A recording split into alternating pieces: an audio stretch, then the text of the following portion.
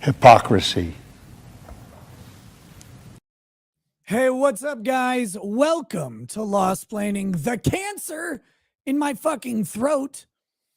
How you guys doing today? I'm your host, Nick Ricada of Ricada Law, a small law firm in central Minnesota. I have no idea why I sound this way. I have no idea what's up.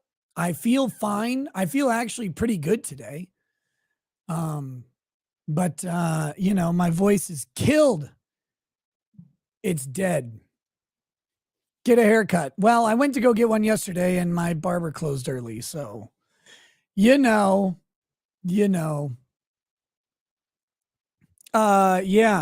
So we're going to just have to deal with it because we have this Loudon County report,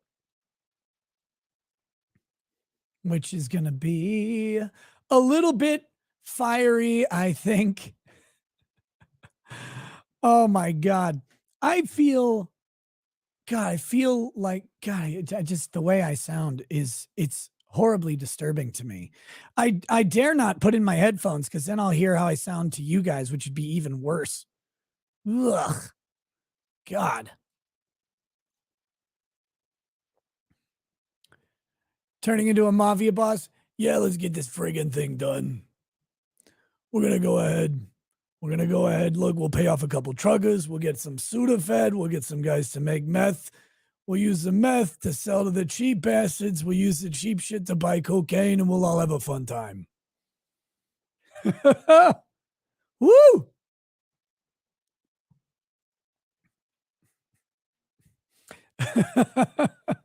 Hey, what's up, Kurt? How you doing, buddy?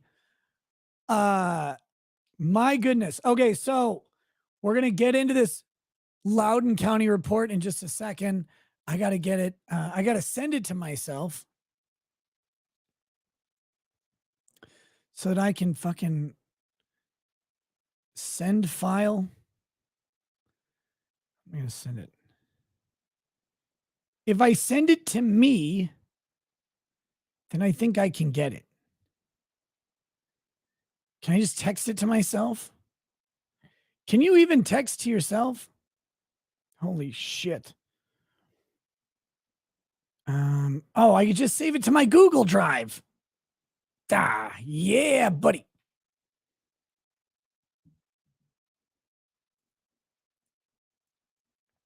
Let's see. SGJ final report.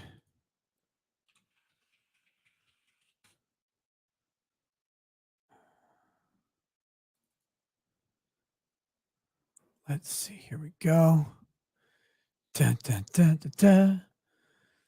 It's going to take an hour. Oh, it's going to take way longer than an hour if you mean reading the report. But getting the report pulled up on stream is not going to take any time at all. I've already got it. I am a boomer, but I'm not that much of a boomer. So here we have it. We'll get to it in just a second. I want to let people know what's on the agenda today. 6 p.m. Central Time. I'm going on stream with DUI Guy, which means we're going to be done with this stream before that.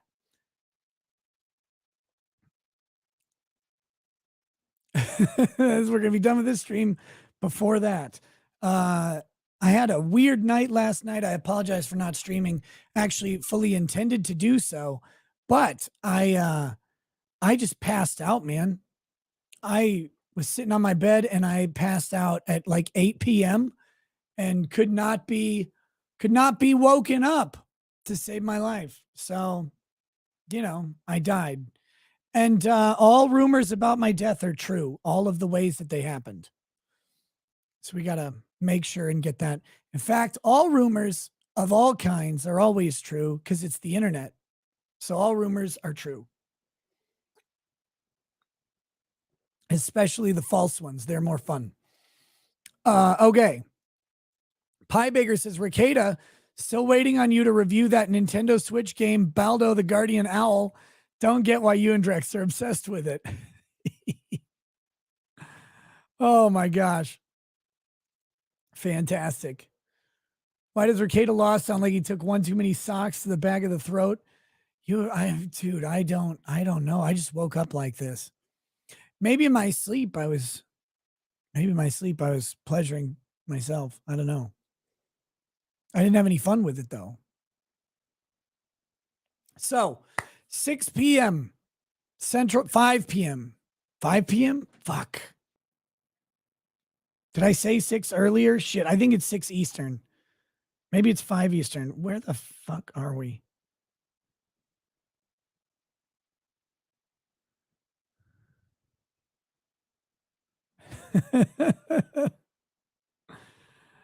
uh yeah, okay. 6 p.m. Central for DUI guy. 7 Eastern. There we go. That is the schedule. As for the rest of the day, I'll probably appear on Flashcast at some point. I may do something on locals or Twitch tonight later. We'll have to see. I might just rest my voice because it sounds, God, it sounds like I gargled a pile of gravel. It's terrible.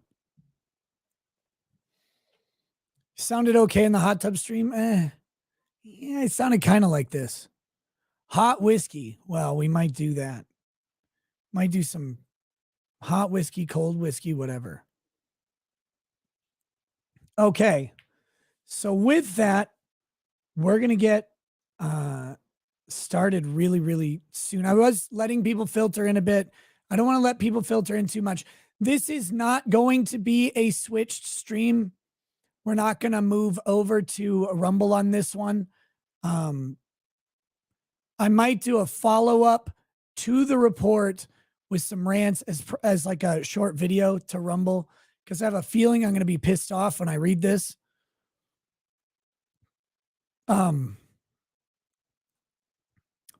But I don't know. I might have to wait till my voice is healed before I can really scream about it. For people who are curious about that, I will briefly say again at the beginning, I did sign a deal with Rumble. I'm very, very excited to work with them. I'm hoping we can make some good creator and audience focused improvements on their platform really soon. They've been working really hard on that, but I'm gonna try and take it to the next level. Look, I'm a professional streamer or whatever, and I do it in a very specific way that I find to be different than other people. And the reason I think it's different than other people is because people bitch at me all the time about how I do it. So there's got to be something wrong with it.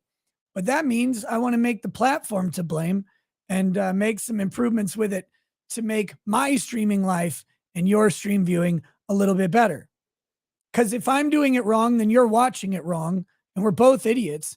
But we can force somebody else to make up for our deficiencies. And that's what I want to do. I don't know about you guys. This show does have 2 sponsors today. I'll be going through those 2 sponsors at about 45 minutes in and an hour and a half in or so. We're targeting about a 3-hour stream tops. So I have a little bit of a break between this show and the next show.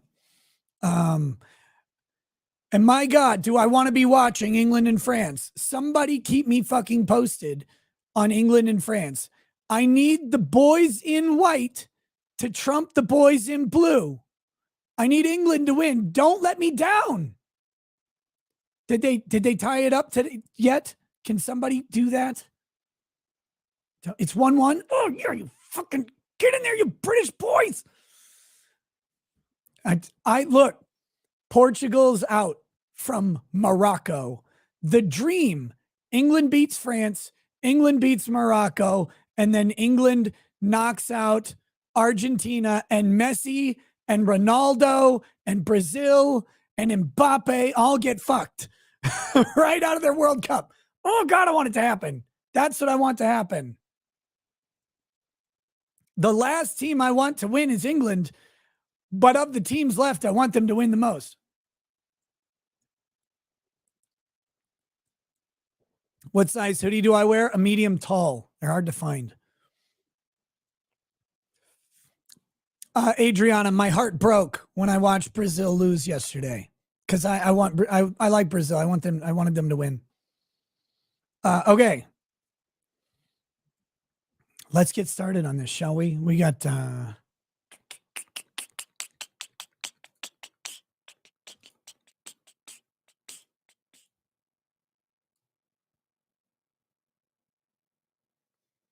is that where I want that window? I think so. How are you guys doing? I hope you're doing well. Mighty, I know Brazil is out. I just said I watched them lose. It was great. Dan Vast, thanks you. Oh God, was he crying in heavy metal? I hope so. Attorney Tom, guys. Okay, I know I said I was going to start, but I'm a liar. You should know this by now. Attorney Tom gifted me a bottle of whiskey that's taller than he is, and I'm like, I really want to try this. It's a Berkelatic distilled Duncan Taylor rare old Scotch whiskey. He gave me this, and I'm like, Attorney Tom, will you please stream with me, please, so I can try your cool whiskey out? You really want to try it? And he's like, no, I won't stream with you. I couldn't beat you at chess. I can't stream with you. Look at this thing. Oh, God, it's beautiful. It's on nicer bed sheets than I have.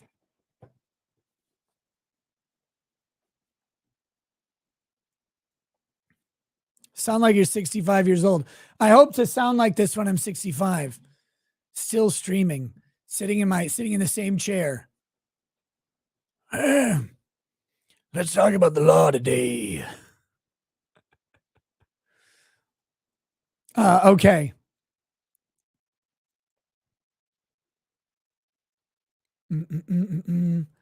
Let's fucking do it. Let's go. Where is? What am I doing? You'd think I know how to do. Oh, there it is. Oh my God. We'll see. This sounds great. Just drink it. Oh, the biggest insult you could give me is just drink it because that means you won't come on the show. I hate you.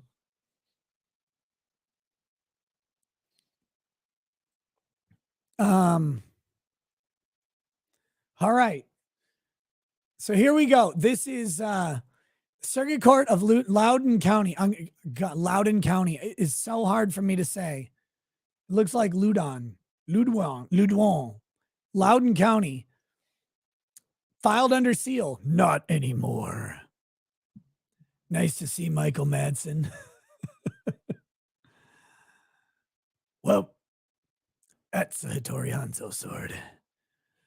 The matter came before the court on the oral motion of the Commonwealth of Virginia by special counsel to the special grand jury to unseal the special grand jury's reports of investigative findings. It appearing that the special grand jury has submitted a final report, and it further appearing that they unanimously wish for the report to be circulated in the public domain, it is therefore ordered that it is unsealed. So here's the special report. Warning! This report contains sexually explicit material relating to minors, as well as profane language. So you fucking whiners out there bitching about profanity and a bunch of fucking sexually explicit minor material or whatever related to minors, don't blame me for your fucking problems. It's the report. I didn't do shit. I did nothing. We, the 9 members of the special grand jury of Loudon County, operating in Loudon County Circuit Court, impaneled at the request of the Office of the Attorney General pursuant to Virginia Code 19.2206A3 to investigate and report on any condition that involves or tends to promote criminal activity. Submit this report to the public to document our findings. All right. This may require liquor.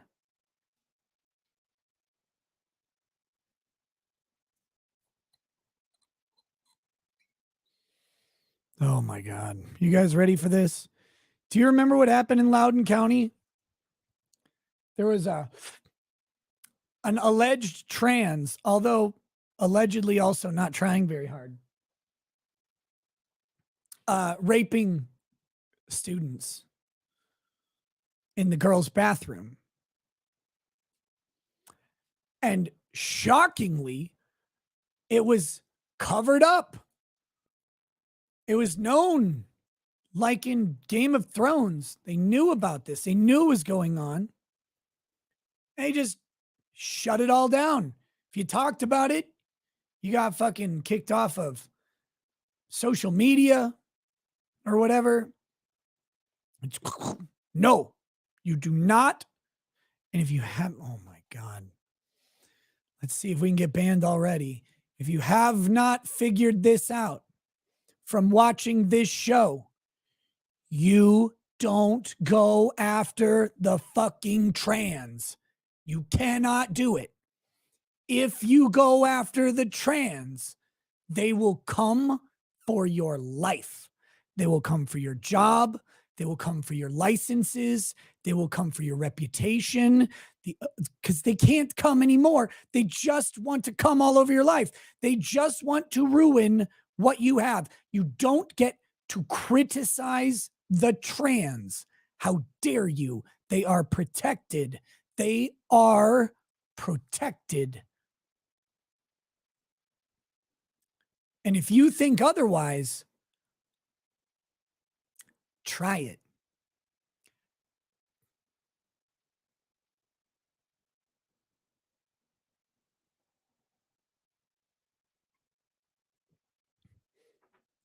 They will band up.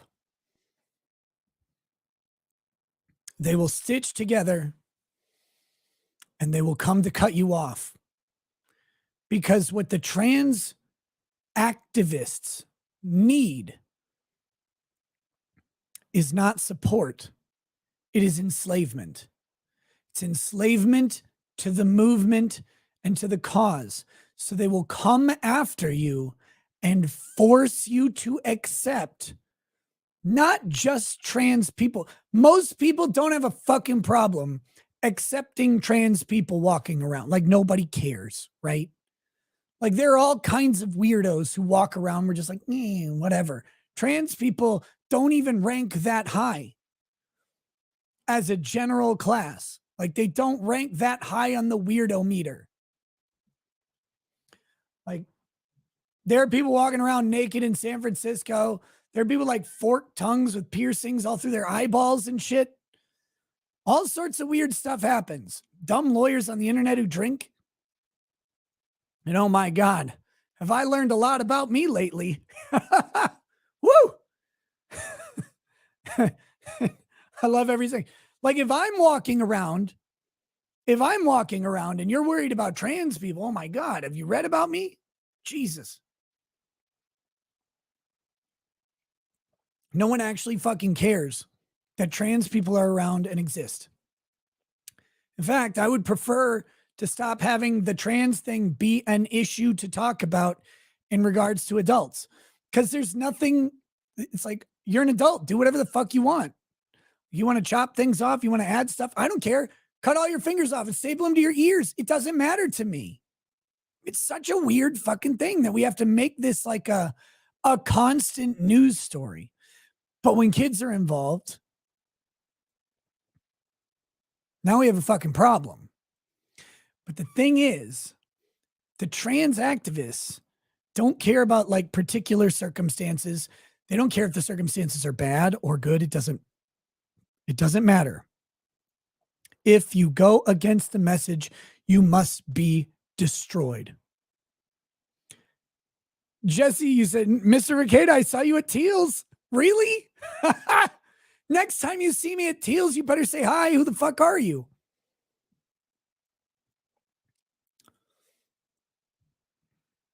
Anytime, like come say hi. There's no circumstance. It's all equal. Here's how crazy trans activism is right now. Here's how crazy trans activism is right now. If there is a trans person walking through a grocery store, that's one circumstance.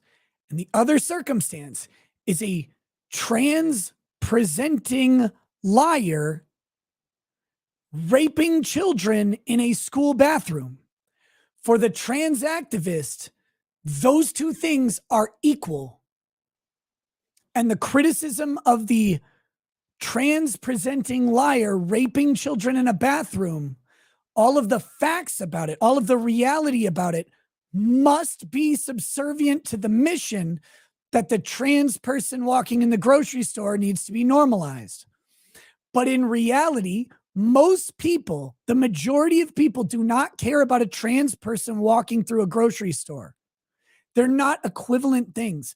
And a person walking through a grocery store isn't newsworthy. But they so want to suppress the trans liar, the liar who is pretending, I don't think they're even trans, pretending to be trans, raping children in a bathroom. They're so married to the mission of A that they will ignore all of the horror of B. And if you criticize B, they will come after you and pretend you're criticizing A.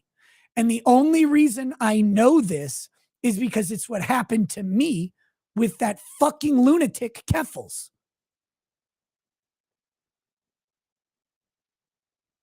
And man, did they come after me. I'm still dealing with the repercussions of it.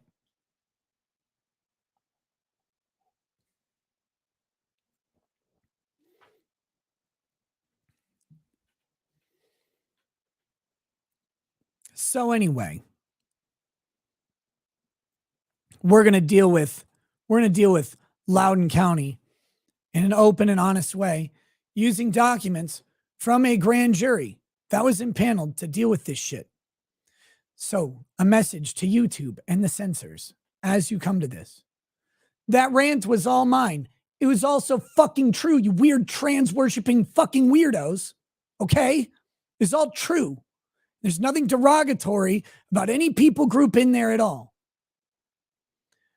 Only derogatory towards people who commit crimes, people who cover up crimes, and people who whitewash crimes for the purpose of some greater evil movement. And let me tell you, the trans activism movement has moved long past any good intentions they may have ever had and into pure evil now. They are committed to transing your kids because trans activists aren't people, they're monsters. Trans people are fine.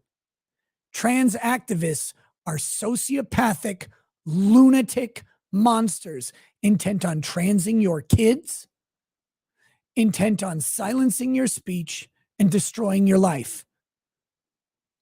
And fucking fight me on those facts, I dare you.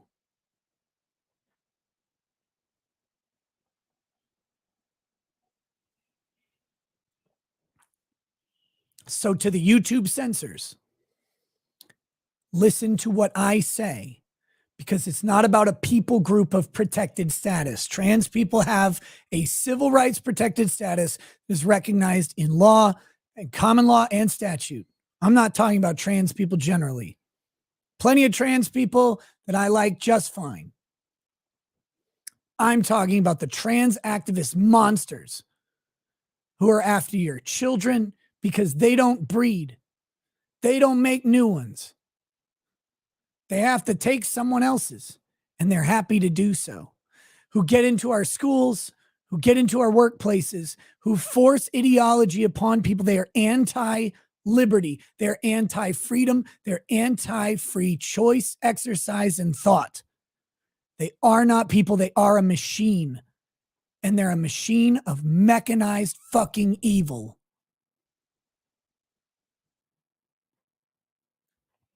That's who I'm talking about. But who the report talks about and everything the report says, that's not on me. This is news and law, motherfuckers.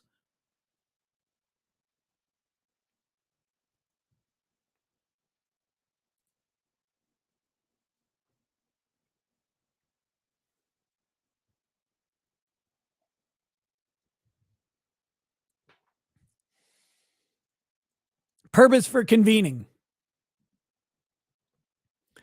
On October 7th, 2021, the Loudon County Sheriff's Office publicly announced a teenager had been arrested for sexual battery and abduction of a fellow student at Broad Run High School.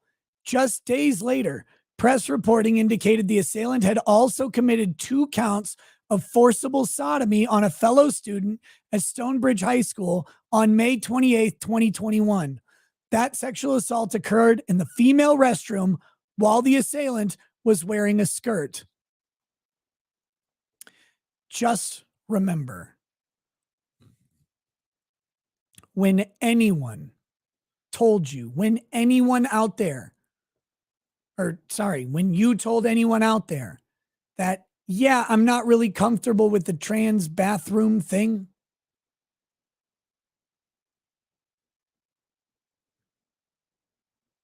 when you told anybody out there and they called you a monster and a bigot because you were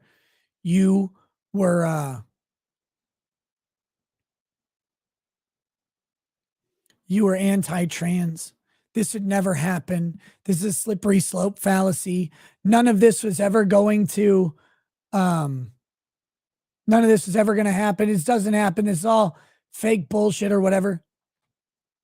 Just remember, you were right and they were wrong. You were hateful. You're such a monster. Just saying, I'm not so sure on this. I'm not so sure on this whole trans thing.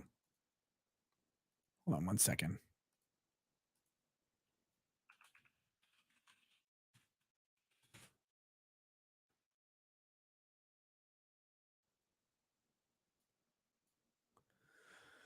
Okay, here we go. Back to this.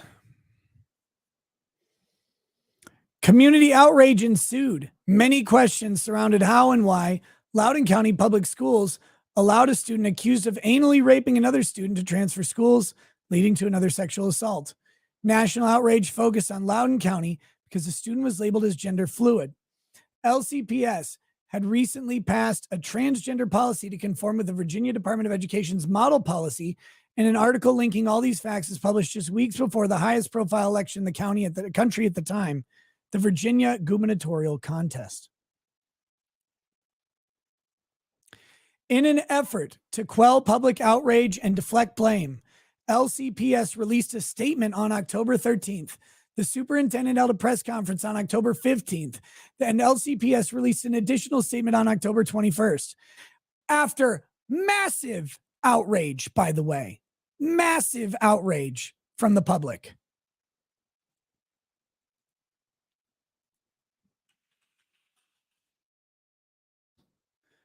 In late October 2021, the Loudon County School Board agreed to conduct an independent review of the situation regarding 2 sexual assaults. This independent review was not announced, however, until over a week later after the election had been held.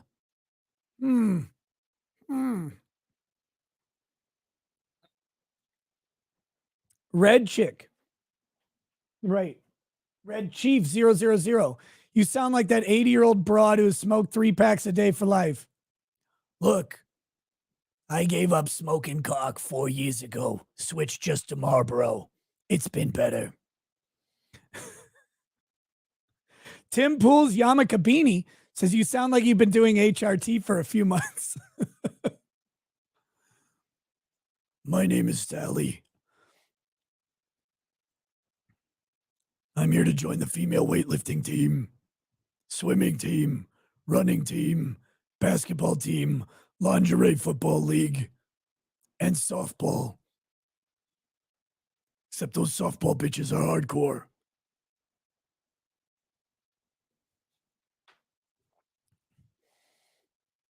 But remember, this is the best.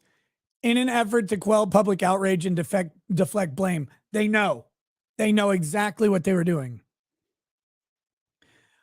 On January 14, 2022, LCSB announced operational changes to the school system, purportedly stemming from the independent review, but noted it would not be publicly releasing the review regarding how LCPS handled the 2 sexual assault incidents, citing, in order, family privacy, student confidentiality. Oh, yeah. Yeah, that's the concern. And the attorney-client privilege. Oh, fantastic. Yeah, just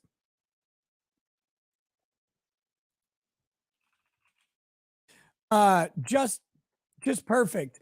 Give some excuses as to why covering up anal rape of children in the bathroom is okay. Like, just do that. What? Well, family privacy. Are you fucking kidding me? Jenny LJ says, thanks for the live stream. Take care. Thank you, Jenny. Sergeant Ork, please opine, does Blair White belong in the men's restroom? Is Blair White post-op?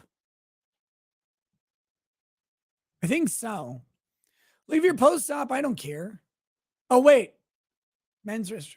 I don't know. It gets fucking complicated. It's not an easy question in public.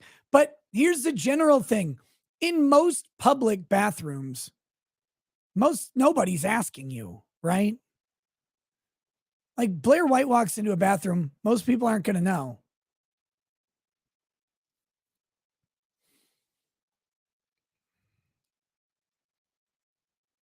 No op? Get in the men's room then.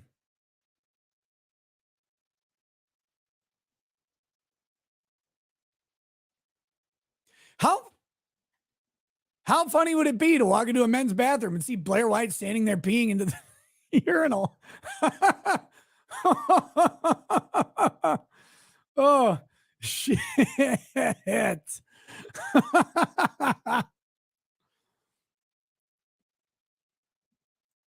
All right, here we go. This caused additional anger from a community that believed the report would be publicly released, demanded to know what LCPS knew and when they knew it. Good questions. On January 15, 2022, the governor signed Executive Order 4, authorizing the Attorney General to investigate LCPS and LCSP. On April 7, 2022, the court, at the request of the Attorney General, impaneled a special grand jury to investigate these entities. All right. Purpose of this report. Under Virginia Code. Oh, real quick. Can we just start building independent bathrooms anyway? Like, can we just do that? Like, schools are where it gets me the most. That's the weird shit for me. When we're building new schools, why are the bathrooms and locker rooms not separate stalls? Like, why are there not separated, individualized changing areas, showers, toilets, stuff like that for these students? Specifically locker rooms. That drives me crazy. Why? Oh, because the gym teachers can't watch the kids shower.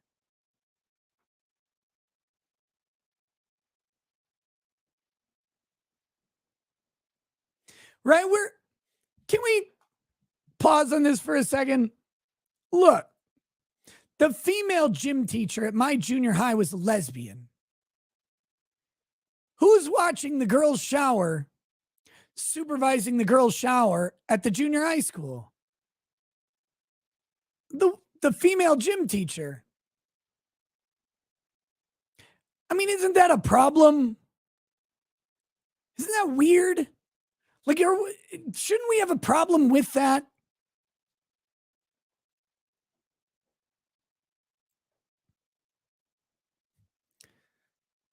Like,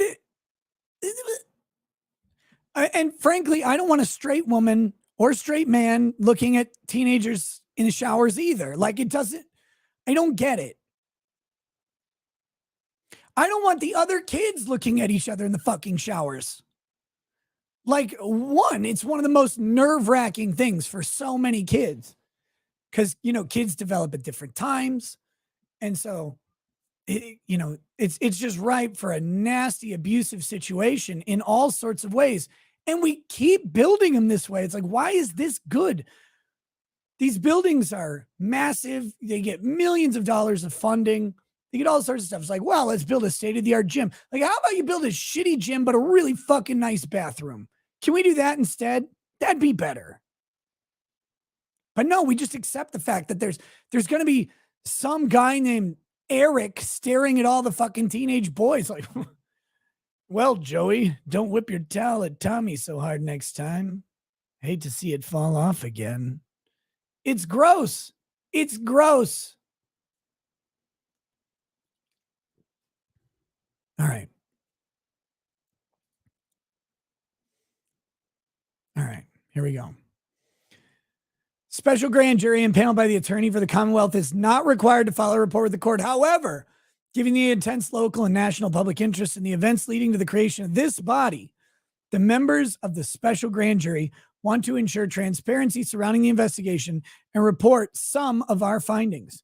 While we do not go into every detail we have learned, we want to share high-level thoughts with the community in an easily digestible manner and provide some recommendations in hopes that similar events will never occur again.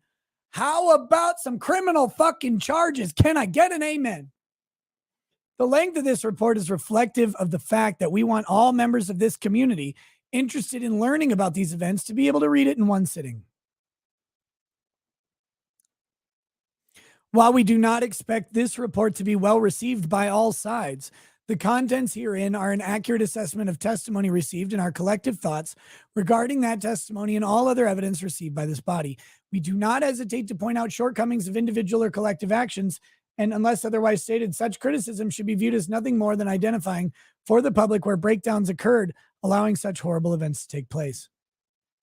Although we heard testimony from more than 40 witnesses and reviewed over 100 pieces of evidence officially submitted into the record, only certain key documents are attached to this report, so the public can have faith our conclusions rest on solid evidence. Now, this is 92 pages on the PDF, but the report's about 15 pages, and the rest of it is evidence. Overview. We believe that throughout this ordeal, LCPS administrators were looking out for their own interests instead of the best interests of LCPS. This invariably led to a stunning lack of openness, transparency, and accountability both to the public and the special grand jury. There were several decision points for senior LCPS administrators, up to and including the superintendent, to be transparent and step in and alter the sequence of events leading up to the October 6, 2021 BRHS sexual assault. They failed at every juncture. Only all of them, though.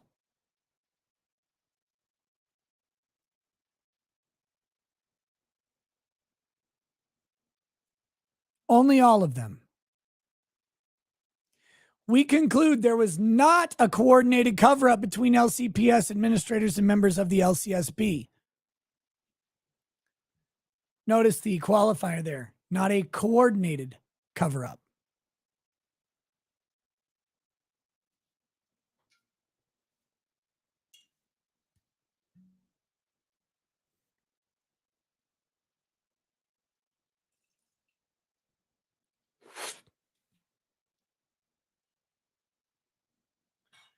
Lots of things happen that aren't coordinated.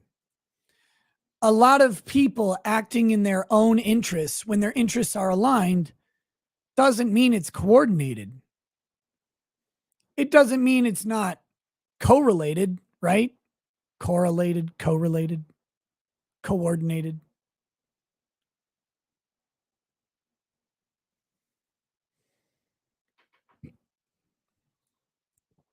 If it benefits every individual and every individual acts in their own interests, it looks coordinated even if it's not. All right.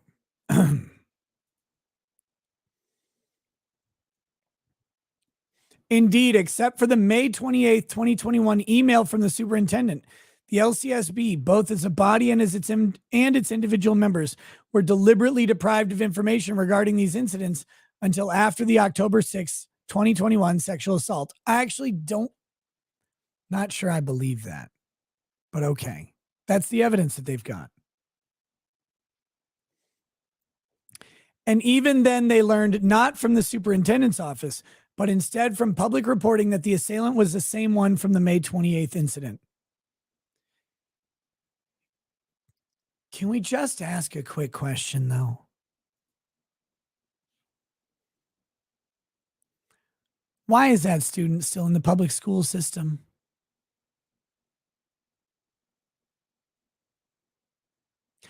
I'm sorry, but I feel like forceful sodomy is a sufficient full expulsion concept. I just, something deep inside me comes up with that controversial opinion that forcefully sodomizing a student means maybe you shouldn't be in the school system anymore. Is that a controversial take? I feel like it might, like, it seems like it is, and I don't know why. Oh, is it a 3 strikes and you're out policy? Is that what it is? Holy fuck.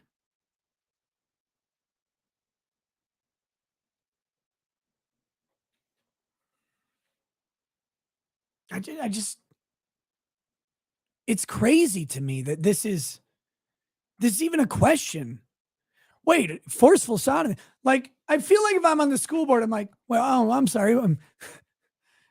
You kind of breezed past that thing. I thought you said forceful sodomy, but maybe it was like forceful Saddam Hussein. I don't, what does that mean? Like, what did you actually say? Oh, you said forceful sodomy? And we can't do bullets or hangings anymore, right? Well, can we at least expel and remove them? Like, can we just do that? No? Oh, okay. They'll just transfer schools. Should we tell the other school? Like, should we warn them at all? Nah, oh, no, you're right. Why would we do that? Well, it'd be like, I'm sorry, we're shipping you a new student. Oh, no. It's a logistical move. It has nothing to do with forceful sodomy. That'd be crazy. Good God.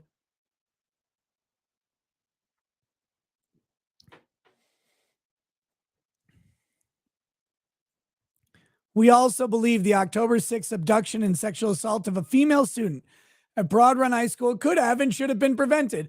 No fucking kidding.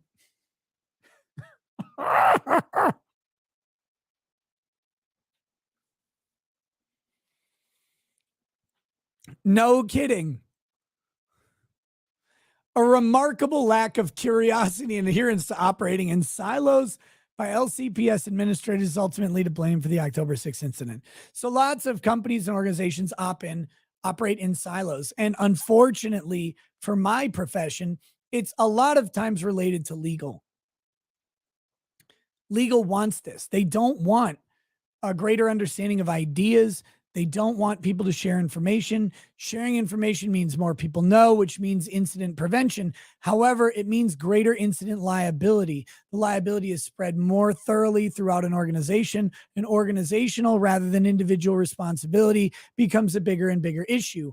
They remember that attorneys for organizations are there to protect the organization. Siloing out the flow and dissemination of that information protects the organization, but it doesn't protect individuals. Organizational attorneys don't give a fuck about individual employees. They can get their own counsel.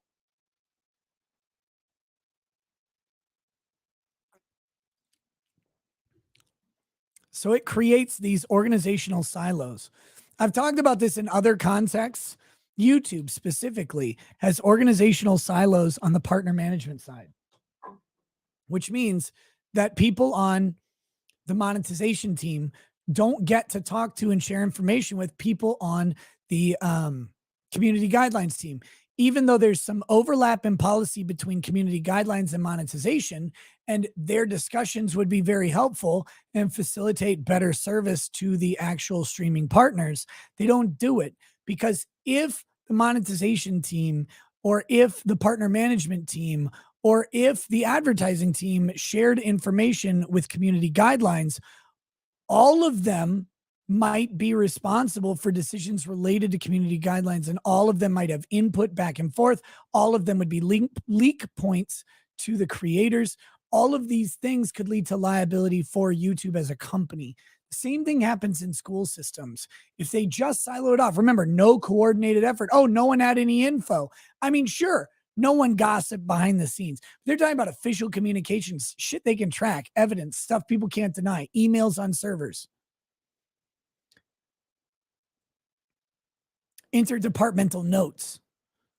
None of that happened. People knew. Of course, people knew that this was going on.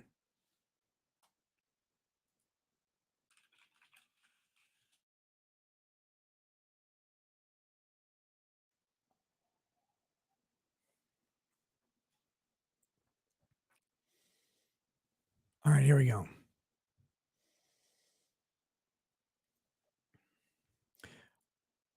Let's see. Oh, shit.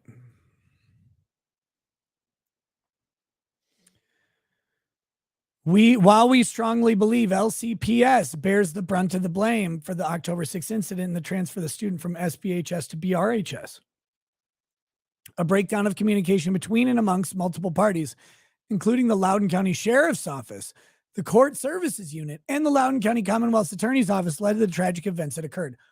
All on the trans activist agenda, keeping everybody quiet. Why are they quiet? Why is the sheriff's office afraid? Trans activists have more power today than just about any other group. Same was true in 2021. Why the court system? Are they scared of trans activists? Everybody is. Everybody knows.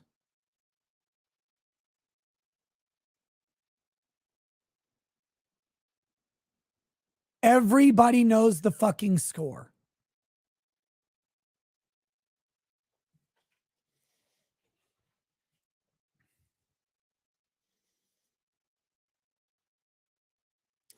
Speaking of knowing the score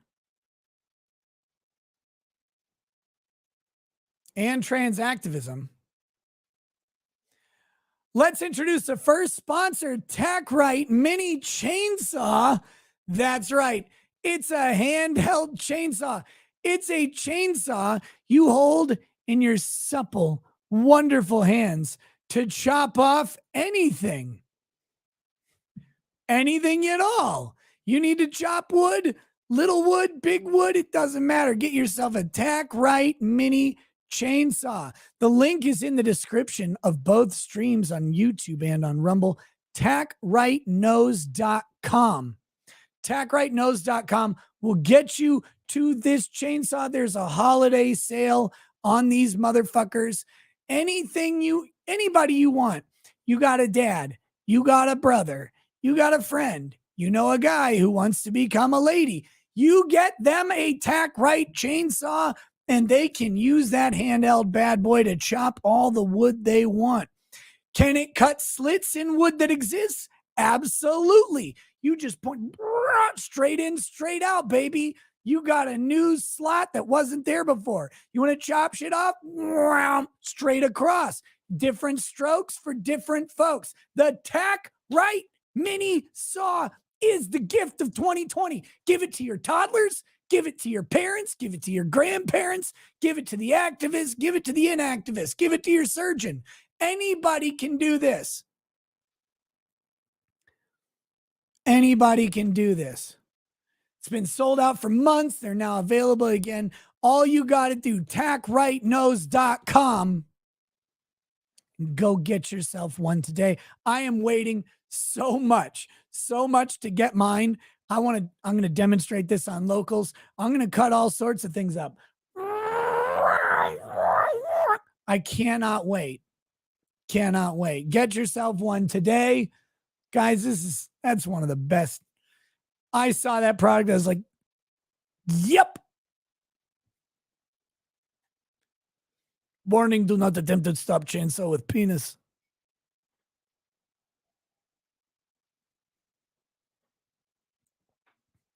All right, here we go.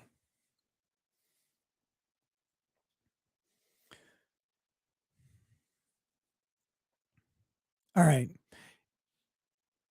Indeed, except for the May 28th, 2020 email from the 2021 email from the superintendent, the LCSB, both as a body and its individual members, were deliberately deprived of information regarding these incidents until after the October 6th sexual assault. And even then, They learned not from the superintendent's office, but instead from public reporting that the assailant was the same one from the May 28th incident. And this is the problem with wokeism. Wokeism, career, personal assassination that goes on from the wokeism, from the social justice movement, from the activist movement. All of this prevents information that would keep people safe from criminal activity. It all prevents all of it.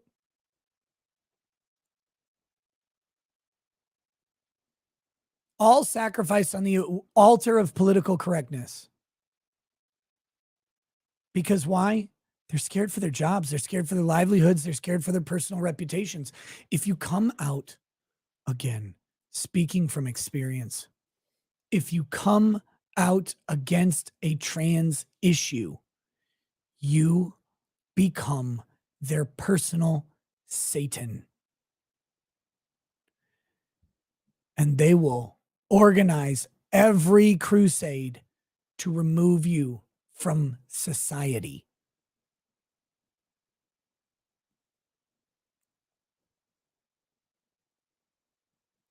People have asked, how's it going with my ethics investigation? I don't know. I'm still under investigation, as far as I know.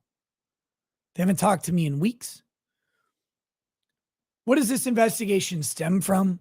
I was critical of a mentally ill individual who openly admitted to giving resources and directly giving HRT to minors without their parents' or doctors' knowledge or consent.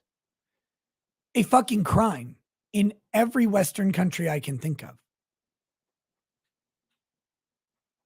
And just being critical of that, boom, gone YouTube channel. Boom, gone Twitter. Boom, gone Twitch. All back now, only because I have a support network that is massive.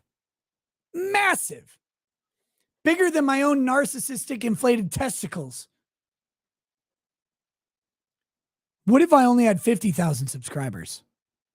What if I was just a school board member? What if you're just a county sheriff? I have hundreds of thousands of people who support me. Think a county sheriff, anybody gives a fuck? The trans activists go after them? There's about three sheriffs in the entire country that people know the name of outside of their counties. There's about 50 that the average person knows of inside their counties. I think ours is Bruce Woleen. I'm not even sure. Eric Holeen? I think it's Eric Holeen, not Bruce Woleen. I think it's Eric Holeen. I don't even know. I don't know my sheriff's name. Do you? Do you know your sheriff's name?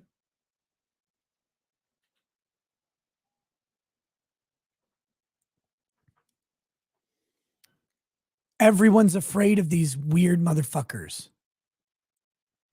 And most trans activists aren't trans, by the way. They're terrified, subservient allies. They're brutalized and beaten into submission to the mission. The Duncans of the world. The useful fucking retarded idiots of the world. Duncan MacLeod, right? No, I don't care if you give puberty blockers to kids. It'll be fine. No, it won't. No, it won't, you liar. It's weird. And it's permanently damaging. Oh, no evidence that puberty blockers do anything. No, only all of the evidence. Only everything. Willing to lie, to misrepresent, to do anything to suck the tranny cock of the mission. The mission matters more than the facts, the evidence, the science, more than anything to them. And the mission is for you to fucking accept what they sell you. Any and every time you must bow to the erect feminine penis. Bow, bigot. Then lick it. Then change.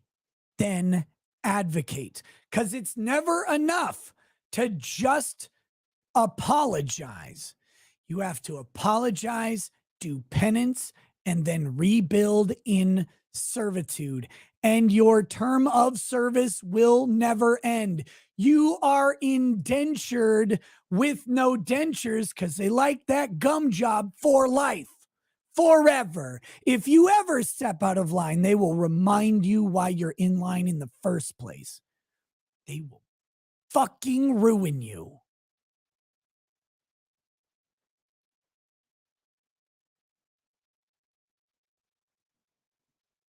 Not me, though. Fuck you. You can't mess with this.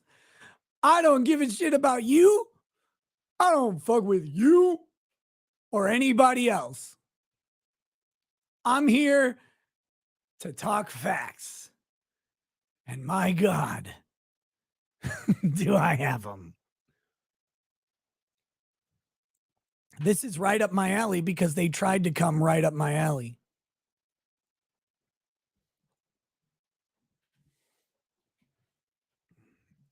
I hate these people. And by these people, I mean activists. I hate them. Legitimately hate them. They're the worst entities on the planet.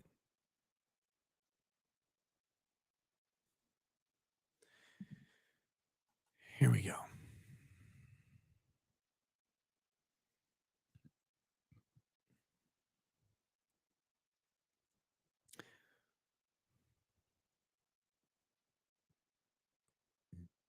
Executive summary.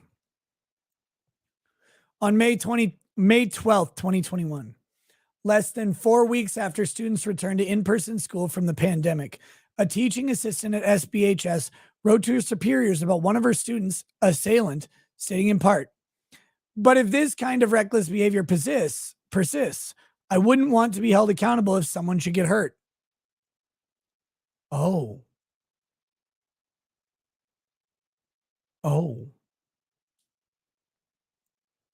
16 days later, that student sexually assaulted a female student in the girls' bathroom at SBHS. For nearly 3 hours after the sexual assault, the individual is missing and at large in SBHS. At around 2:15, the father of the girl who was sexually assaulted arrived at SBHS. He was very upset to learn what had happened to his daughter and became very loud after initially being denied entry into the building. This motherfucker's daughter was anally raped by another student and they didn't let him in the building.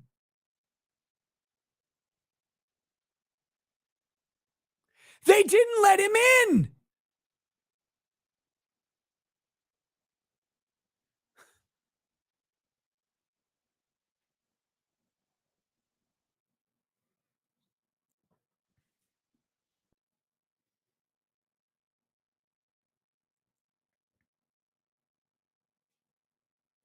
I guess forceful sodomy could have been mouth rape, technically. I don't know. They haven't said. They didn't let him in. They're like, well, he's loud. He's loud? He's loud? You're lucky he's not loud with a tractor running through the front doors and then opening up with an AR-15. What are you talking? He's loud.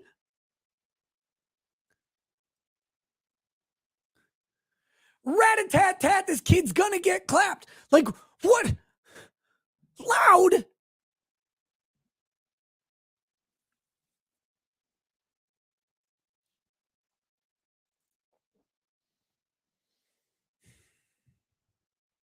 Shortly after 2:30 p.m., the father had been escorted from the school, but the individual who committed the sexual assault was still at large in the building.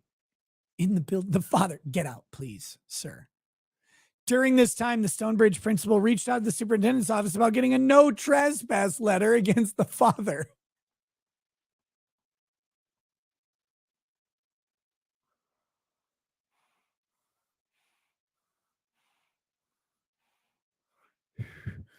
Your child is raped. Your child is raped. And they throw you out. They trespass you. Your child is raped in the compelled government fucking institution that if you don't send your child to, you go to jail. If your child doesn't attend sufficiently to where they are raped, they're taken from you and put with a different family who will then be forced to send them where they will be raped. This is the government's one job. Keep the kids from getting raped, and they're so fucking bad at it. They're abysmally bad at it. People talk about the Catholic Church all the time. My God, the amount of sexual assault that happens in the public school system where children are compelled to attend is astronomical.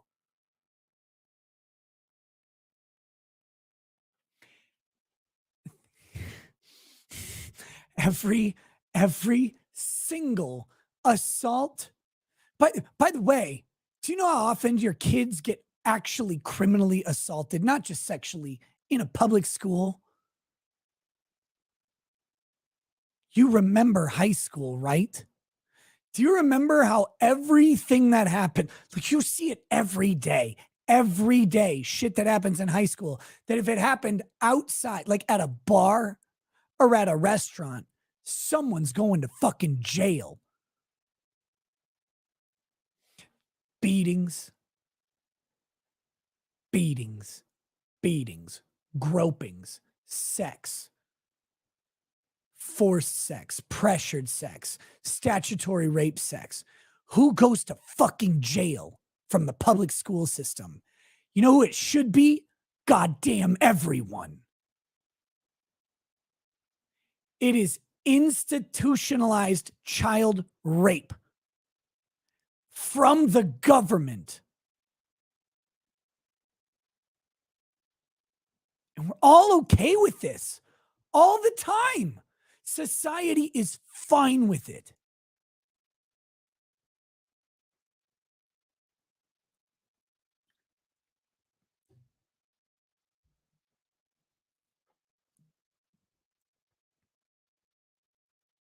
There are more protections in prison against rapists than there are in your schools. Lady, what are you doing? Stay right here. What? Can I please have two Pepsis? Ask your brother to get them for you. I can't do it right now. Love you, lady.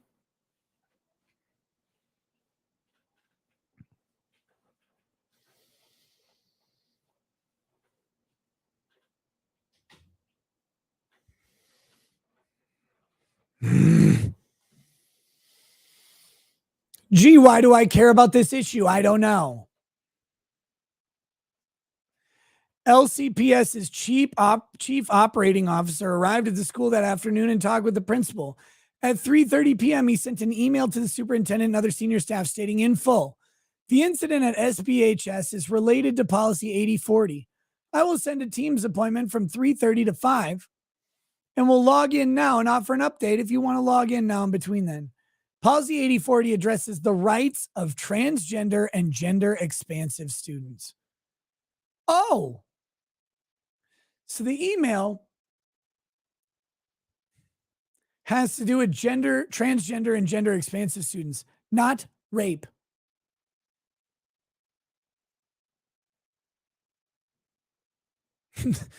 Not the rape. Can we say it again for the back? Not the rape. They're not concerned about the rape. They're concerned about the transgender and gender expansive policy and not the fucking rape.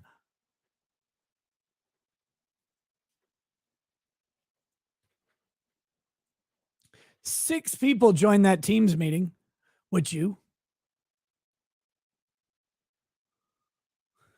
Including the superintendent and now deputy superintendent. We believe this Teams meeting was the beginning of the complete lack of transparency by LCPS surrounding the situation. Oh, you think?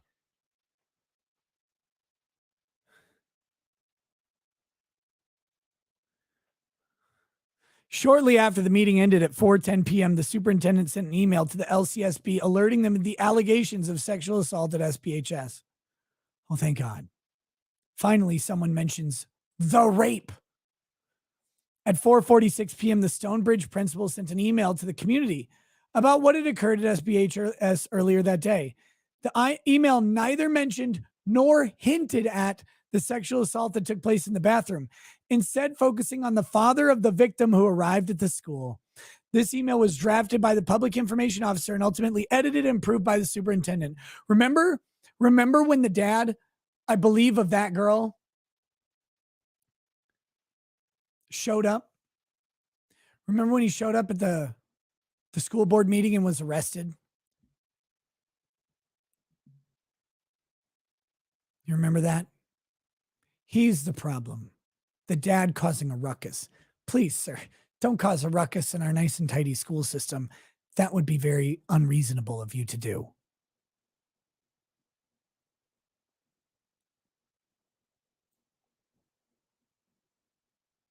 Oh, we had a father show up who was very, very, and I don't know what the email says.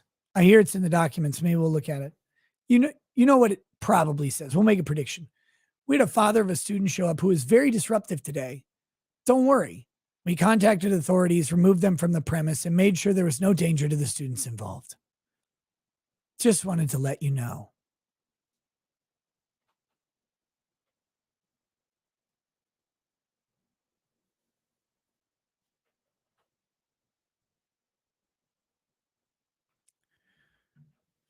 I'm sorry. I'm going to need some rope, a chopping block, and an axe, because I have some people to deal with here if I'm that dad.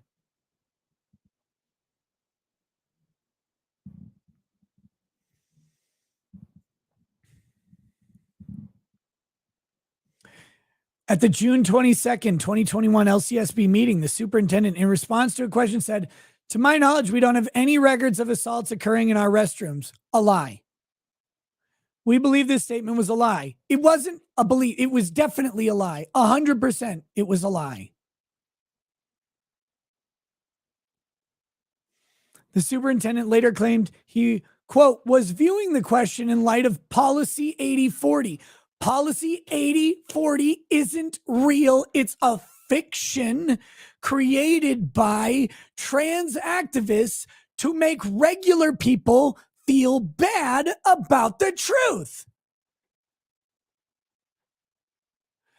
So much of our society right now runs on these fictions.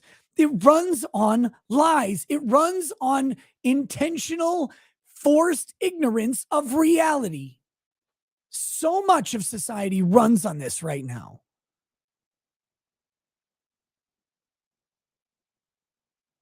You're looking at rape in light of a policy? Is the policy about rape? Because if it's not, what the fuck are you doing?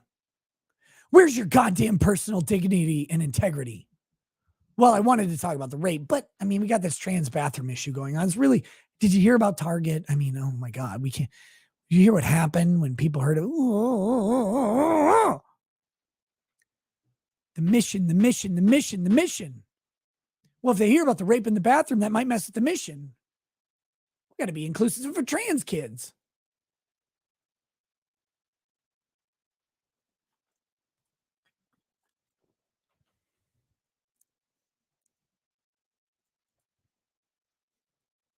Per the aforementioned teams meeting, we know the superintendent learned shortly after the incident that Stonebridge assault was stated to be related to Policy 8040.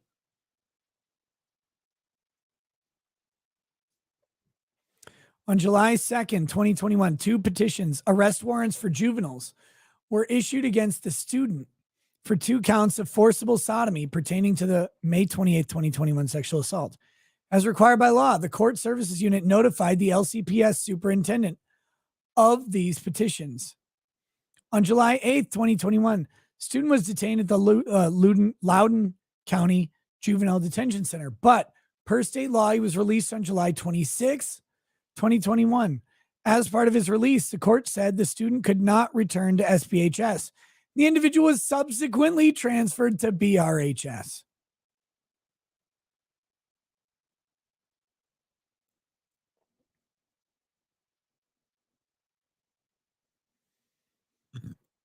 And no one was told.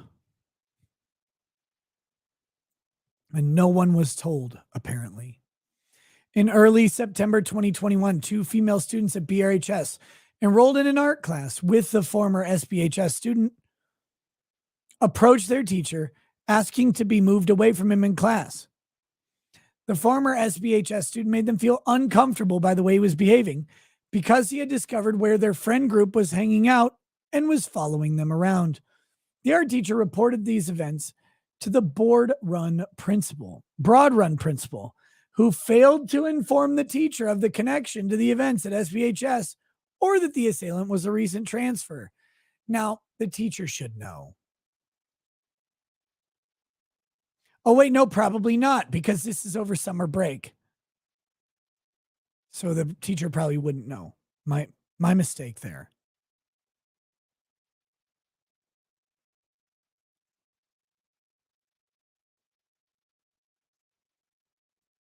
Zadok attack. How do you protect a self-endangering species? With policies that enforce more people into the fold.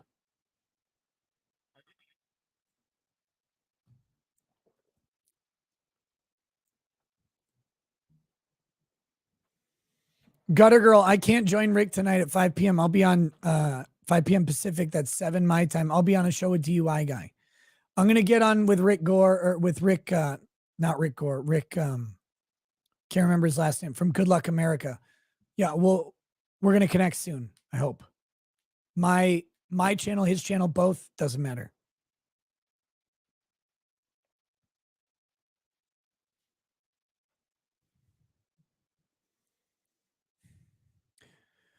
On September 9th, 2021, just over 2 weeks into the new school year, the individual grabbed the shoulder of a girl really hard and kept tapping her head with a pencil during class.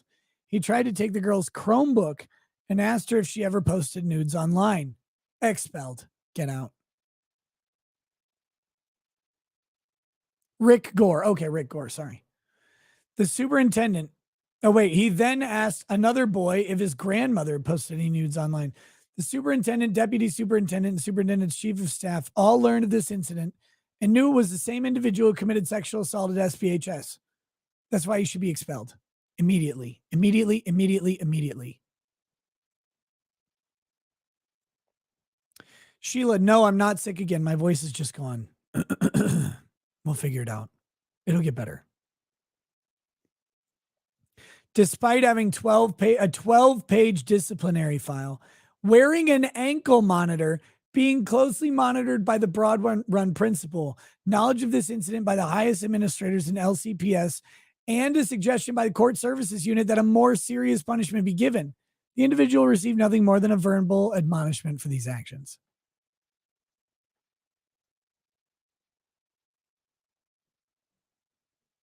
There you go.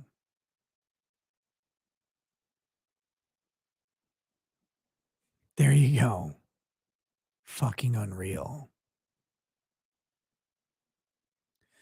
Less than a month later, on October 6th, 2021, the individual snatched an unassuming female out of the hallway, abducted her into an empty classroom, nearly asphyxiated her, and sexually assaulted her.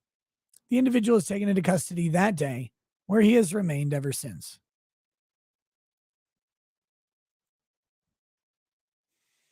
Given facts learned through this investigation, multiple witnesses testified the October 6, 2021 crimes should have been prevented and expressed disgust, outrage, and sadness that they occurred. We asked the Broad-Run principal whether he felt any responsibility for what happened to the girl who was abducted and sexually assaulted on October 6, 2021, but he did not answer after his attorney objected and mentioned the Fifth Amendment.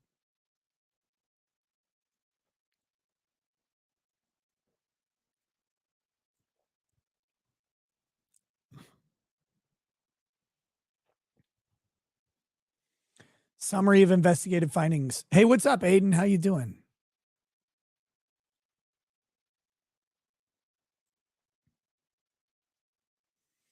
The May 12th email.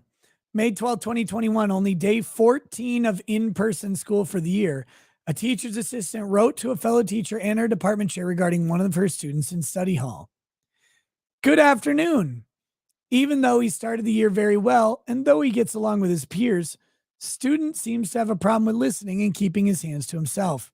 He has come into class more than once with his arm around a girl's neck. I've caught him sitting on other girls' laps several times. There doesn't need to be a global pandemic to say that this is unacceptable. His refusal and disregard to me and my assistant has us at our wits' end. Understand the school year is quickly ending and that students and staff alike are counting down the days. But if this kind of reckless behavior persists, I wouldn't want to be held accountable if someone should get hurt.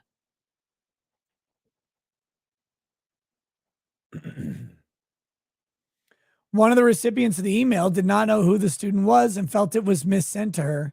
She testified she had, quote, nothing to do with the student, didn't follow up or discuss it with anybody because she didn't want to invade the student's privacy. These fucking teachers will invade student privacy all day, every day, in every context, except rape. They'll look through your backpack. They'll look through your locker. They'll look through your phone. When you're on a Zoom call, they'll look at the background of your house. They'll listen. Dude, guys,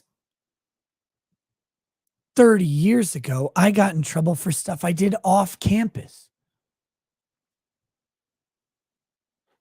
Privacy? What privacy?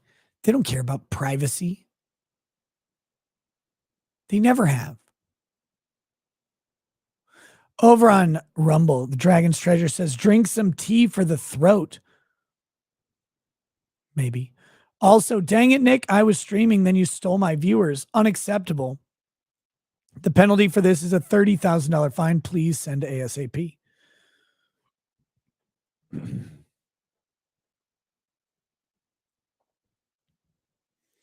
The other recipient, a department chair. Oh, shit. Viewed the email blithely. She testified she was confused because she wasn't sure if the author meant like get sick, like with COVID get hurt, or if it was something else. Oh, yeah. I didn't know if they meant that the student would get COVID while they're walking in with their arm around a girl's neck and sitting on other kids' laps. That's what they meant. And question the true motivation of the author. She did, however, follow up with the student's case manager, who called the student's mother. The student had a case manager. None of this is documented in the student's file, and neither the department chair nor the case manager spoke with the author of the email about her concerns of what prompted her to write the email. Trans agenda. Don't ask questions. Don't ask questions. Don't ask questions. Don't ask questions.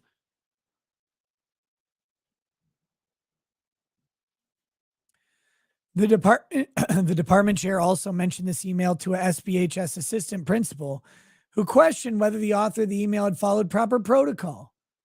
Unions are cancer. Unions are cancer. Well, I don't know if this email follows proper protocol. Did they follow the approved way to send an email? Are you fucking kidding me?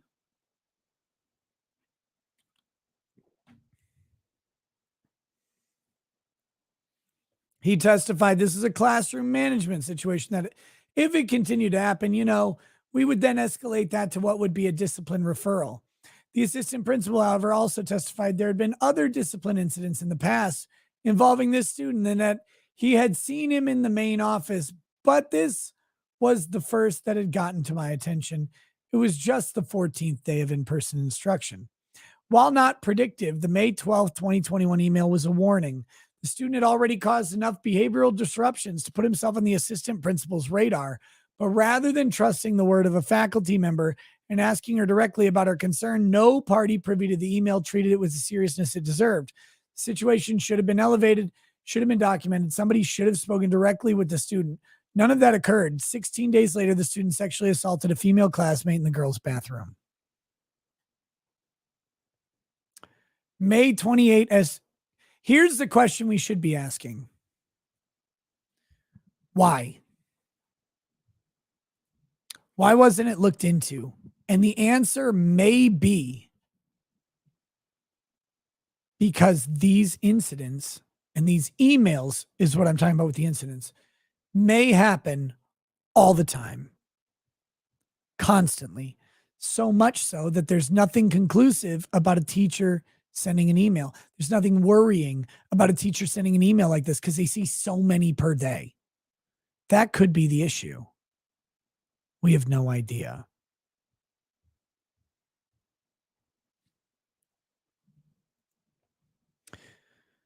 May 28th SBHS incident from 11:46 a.m. to 11:59 a.m. on May 28th.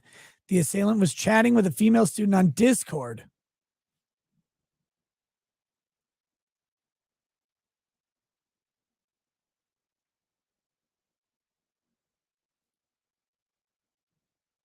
A messaging application about potentially calling a pass to have some fun. Attachment 2. The students were using their LCPS issued Chromebooks to have this conversation, and at least one of them was in class.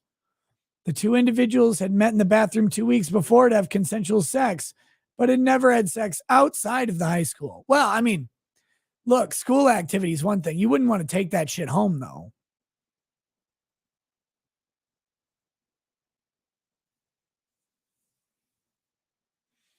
At 12 p.m., the two students met in the handicap stall of a female bathroom in SPHS. The male student became handsy and then more aggressive, which caused bruising on her chest.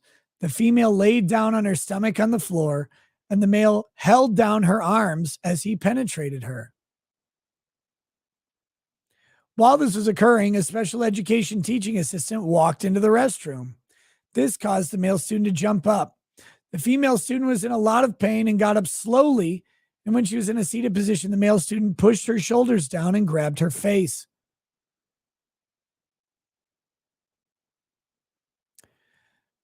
The special education teaching assistant later said she saw two pairs of feet under the stall, but she did nothing about it.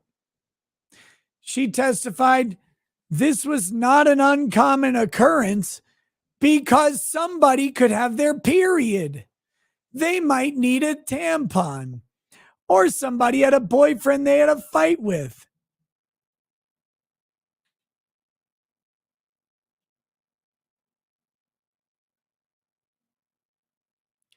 The assailant later acknowledged that they usually don't do anything regarding two pairs of feet in a stall. After the teaching assistant left, the assailant again forced penetration against the female student, this time orally. At 12:24, the students left the bathroom. Remember, it was 2 counts of sodomy, so you know where that dick was the first time.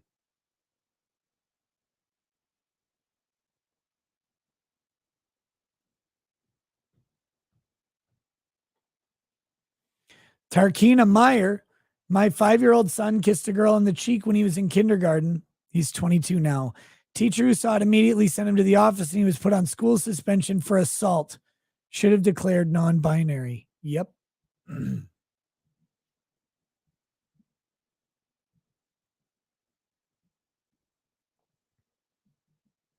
Sam Winchester says, these are your people, Nick, liberal philosophers. Wait, what? Why are they my people? What are you talking about?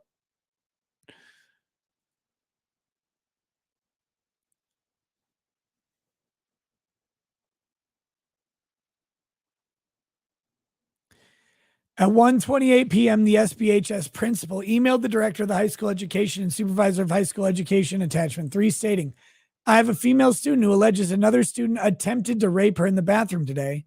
We're sending this to law enforcement. The girl is currently with the nurse. We will address this by the numbers. This is the same student who was transferred here from THS for a similar allegation.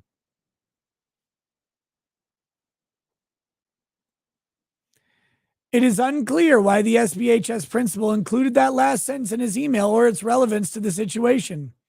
We have seen no evidence the student was transferred for a similar allegation.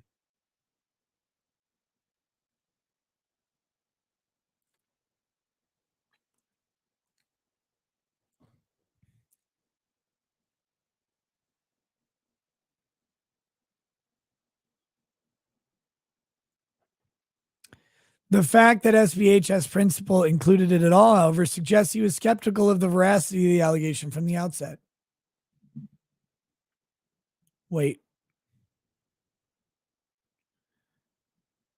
So which student? The female student is transferred from THS for a similar allegation? So the female student is allegedly a transfer because of an alleged rape? Weird.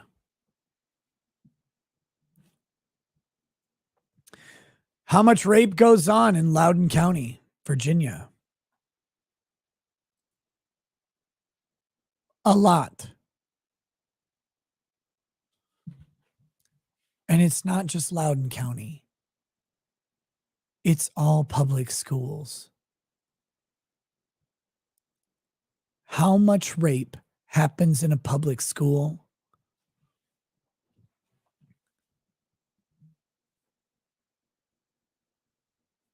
Let's be real for a minute. What incentive does the government and the teachers union combined have to accurately report public school rape? What incentive do they have? What happens if they do?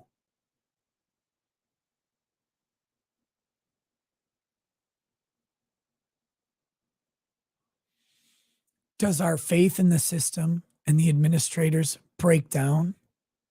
Of course it does. Look what happened from this one incident.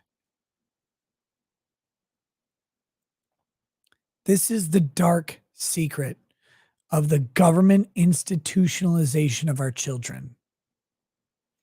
Institutionalized sexual assault is talked about constantly in the prison system.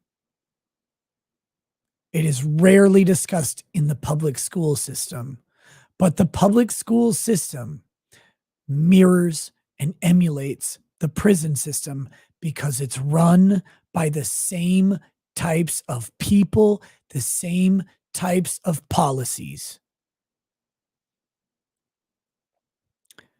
And it operates in the same level of fucking obscurity. But this time, it's your kids, not criminals.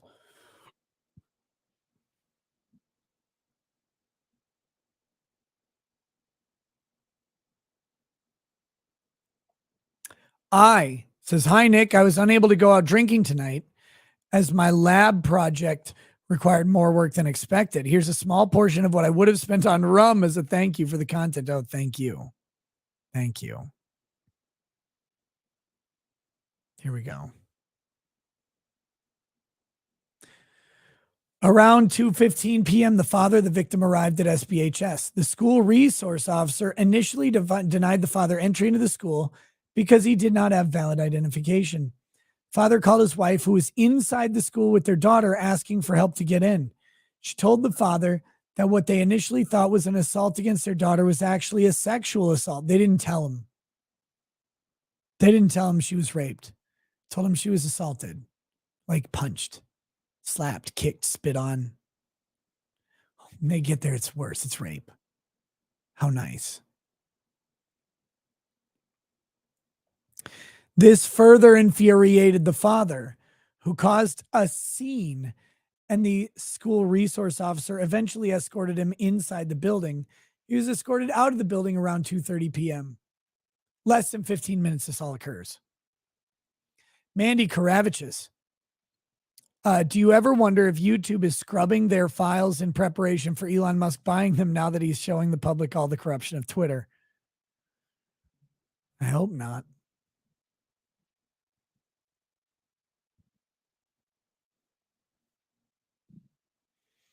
Handwritten notes indicate that around this time, the now deputy superintendent learned she knew of the allegation the victim was anally penetrated and that the assailant was missing. An LCSO report notes the assailant was not able to be located during this time. A teacher who knew the assailant was pulled in to try to locate the assailant via camera footage. Notice, those are handwritten notes. They intentionally stopped using electric communications. Why? Why? Why are these handwritten notes? Everything else is an email. Not this, though. Handwritten. Read between the lines of the report.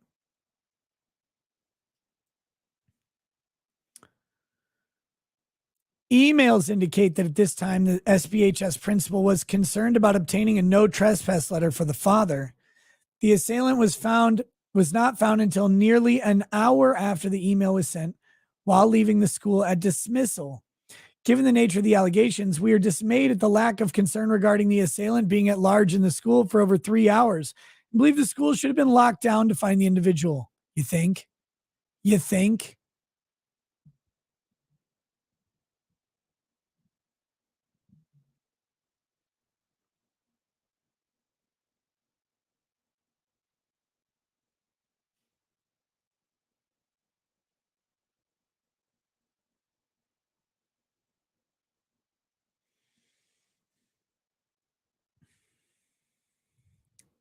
Dragon's Treasure says when people talk of a civil war, they're not talking about different opinions or any of the other BS. They're talking about this.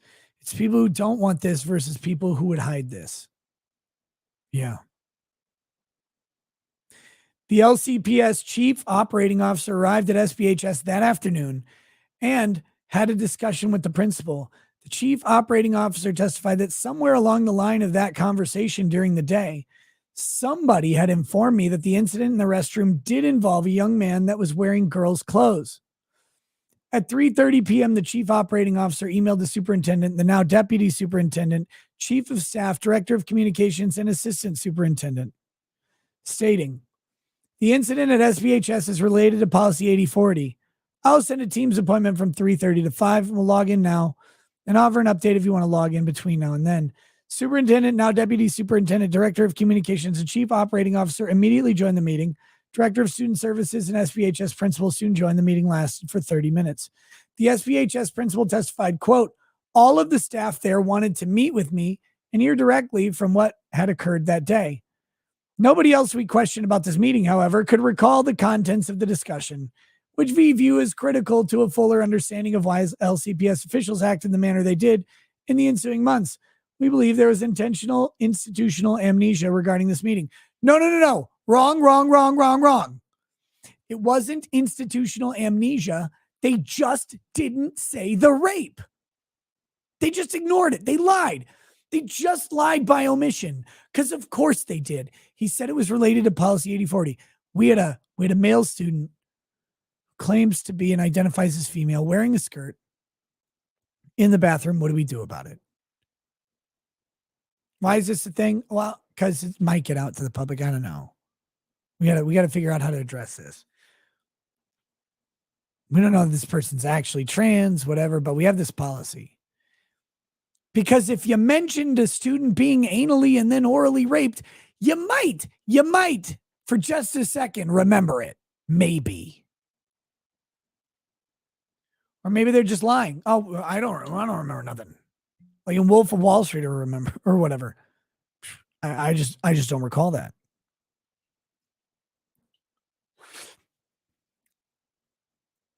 Institutional amnesia.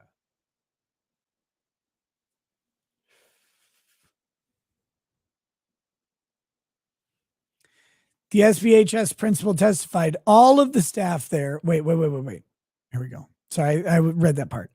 After the meeting, multiple messages were sent regarding the incident at SPHS. 4:10 p.m., the superintendent privately emailed the entire school board stating, the purpose of this email is to provide you with information regarding an incident that occurred at Stonebridge High School. This afternoon, a female student alleged that a male student sexually assaulted her in the restroom. The LCSO is investigating the matter. Secondary to the assault investigation, the female student's parent responded to the school and caused disruption by using threatening and profane language that was overheard by staff and students. Additional law enforcement units responded to the school to assist with the parent. I'm sorry. My threatening and profane language would not be heard by staff. It would be heard by the next fucking state.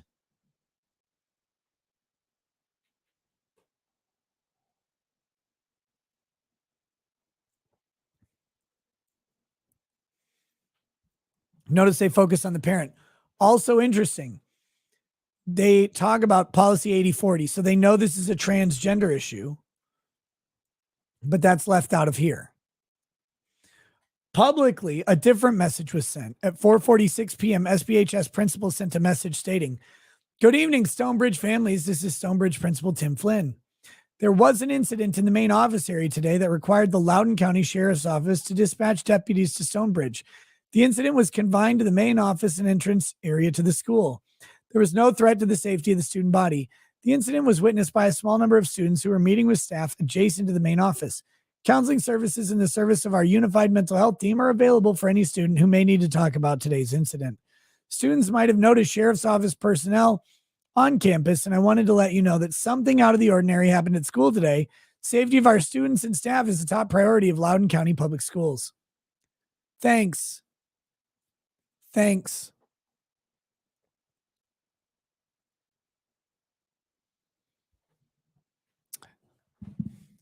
There's a special place in fucking hell for Tim Flynn.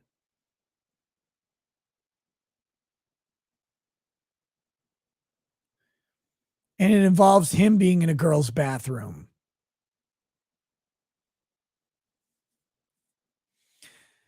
This statement, drafted by the public information officer and edited and approved by the superintendent, deliberately makes no mention of the sexual assault that took place just hours earlier, nor does it mention the fact the assailant had gone missing for hours after he committed the sexual assault, jeopardizing the safety of all students. LCPS officials repeatedly cited privacy concerns for jeopardizing the LCSO investigation as the reason why sexual assault was not mentioned in the email. However, for a school system that repeatedly trumpets the importance of student safety, LCPS dropped the ball in this instance in alerting the community about this incident. There was certainly a way to inform the community about the allegations of sexual assault without sharing information about any of the students or jeopardizing an ongoing investigation, but LCPS chose not to do so. We feel that since LCPS sent an email about the disruptive parent, they should have also sent an email about the incident involving students, which also required the involvement of the LC Sheriff's Office. However, LCPS made no such statement. The sexual assault occurred on the Friday before Memorial Day. When school resumed the next Tuesday, LCPS had no formal policy for how to handle the situation, so SBHS came up with a temporary solution allowing the assailant to remain in school, but keeping him separated from the victim.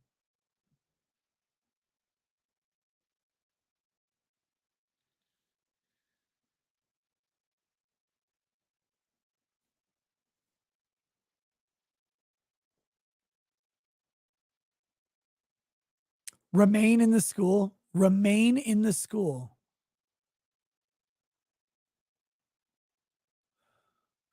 The following day, June 2nd, the assailant was back in school on his computer, deleting conversations and potentially evidence from Discord.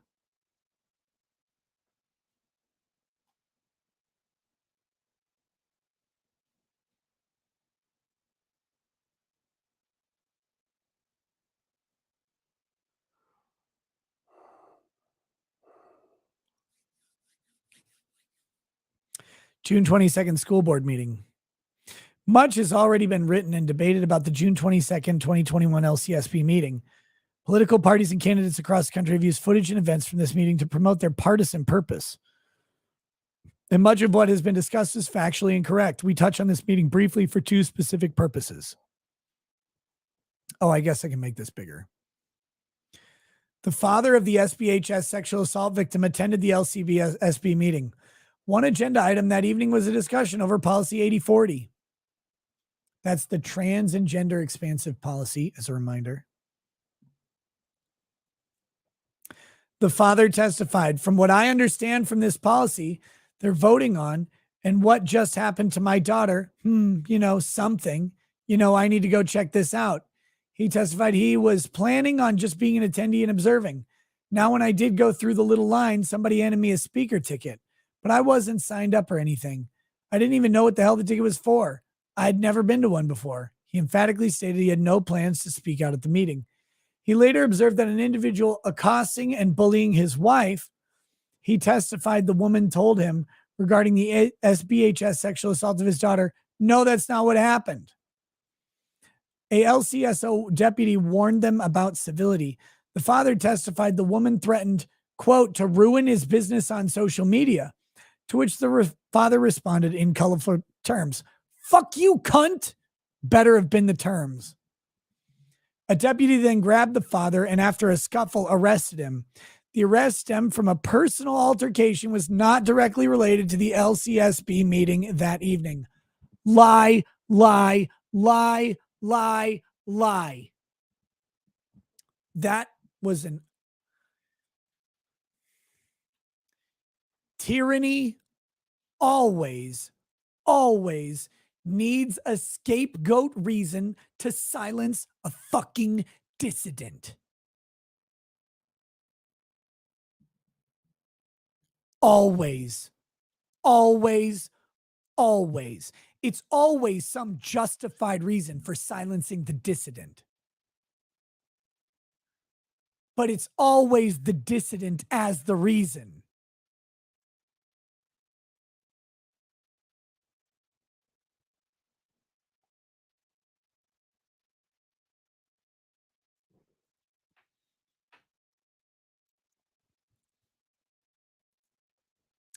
Tyranny isn't weird or varied, guys.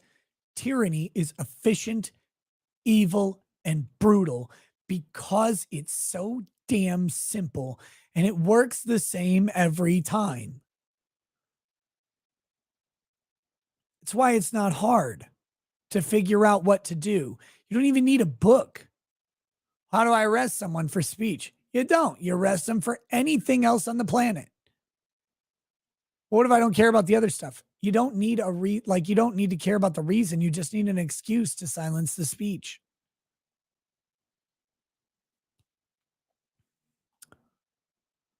The father testified, I resisted for one reason and one reason only. No, justice is why you resisted. One, I knew that legally and constitutionally what they had done was wrong. And I also knew that this was my best way and my best vehicle to bring this to light. Because for the last month, nothing had been getting done. Everybody else had been offered therapy and counselors, not us. According to Loudon County, the sexual assault of my daughter, didn't happen.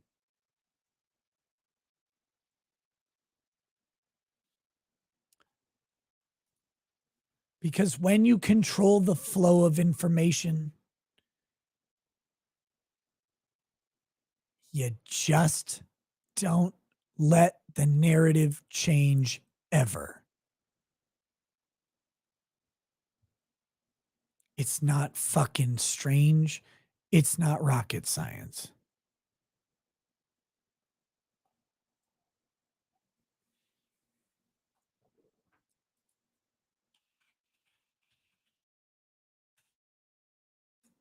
Speaking of information, this show is sponsored by birchgold.com/knows the Birch Gold Group. That's right. They're not looking to give you information about a sexual assault, though. Birchgoldgroup.com does not get involved in sexual assaults. What they do get involved with is your future, your IRA, your 401k, whatever it is, how you are planning for your retirement. And how they do that, how they get involved, is by you going to birchgold.com/knows and clicking on the green button. Once you click that green button, they will get information from you so they can get information to you. That's what they want to do, so you can make an informed decision about how to protect your investment. Look, utilizing gold and silver in these long-term retirement accounts where you can't even touch the money for maybe decades at a time is a great way to hedge against market uncertainty and inflation, two things that are rife. in the market today with a bunch of idiots in charge. And for a limited time only, for every $5,000 that you invest in gold and silver before December 22nd, they will send you some of these gold backs. These are gold backs. This is gold backed currency. Each gold back contains a literal actual amount of gold. They're made of gold. They're money. They have a value that is tied to gold itself, and you can go ahead and get some by investing $5,000 or more before December 22nd. And remember, with this, I mean, you have the money just sitting there growing. It may not be the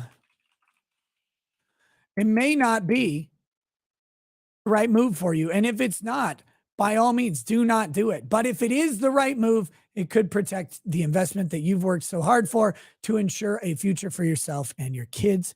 Please consider birchgold.com/knows, a wonderful sponsor of the show who, despite me running their ad in the middle of a story about a government cover-up of child rape, would never ask me to do anything different. What a great company. Very based and unbreaded pilled. birchgold.com/knows. Get the information. Check it out. If it's the right move, great. If it's the wrong move, fantastic. Now you know. All right, back to this. Remembering that the dad was basically being told by the school board that his daughter didn't get assaulted, didn't get raped by another student.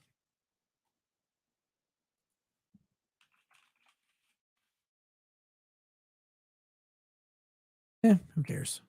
No big deal, right? It's just a little bit of rape. Later that evening, a school board member asked the superintendent, "Do we have assaults in our bathrooms or in our locker rooms regularly?" I would hope not, but I'd like clarification. The superintendent responded, "To my knowledge, we don't have any record of assaults occurring in our restrooms." Lie. The SPHS principal who attended the team's meeting with the superintendent the afternoon the SPHS sexual assault took place testified the superintendent's statement is not true. Another witness testified the superintendent's statement was a bald-faced lie. We agree. From one Adam says, "I saw a video of the father being arrested and the woman that started it was all was wearing a rainbow heart t-shirt." Go figure. Yes, of course. It does make one think, doesn't it?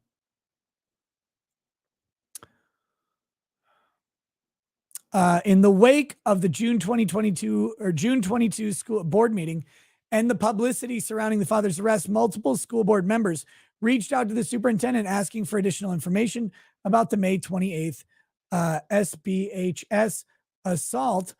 On June 27, one board member emailed the superintendent saying, "This family lives in my district."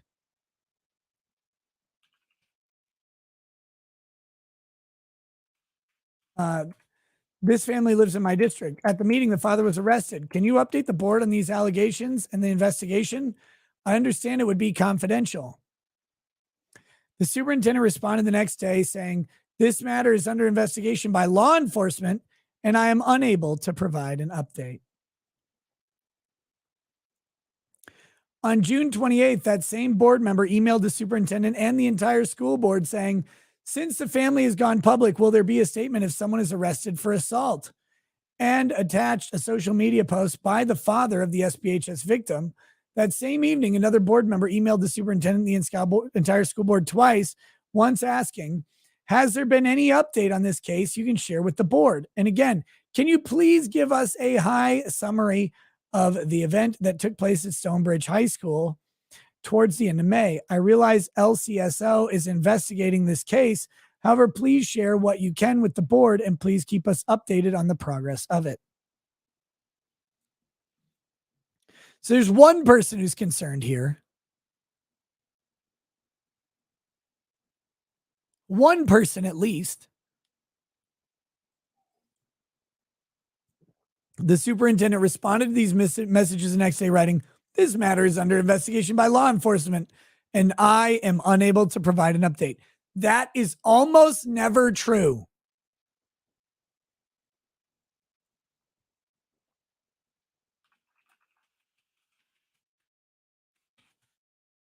That is almost never true. Arrest and LCPS notification.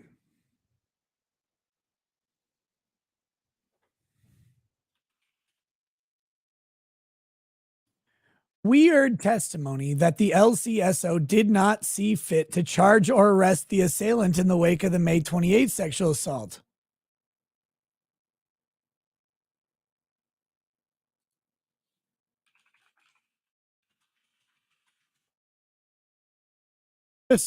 Just a little sexual assault. Just a little bit.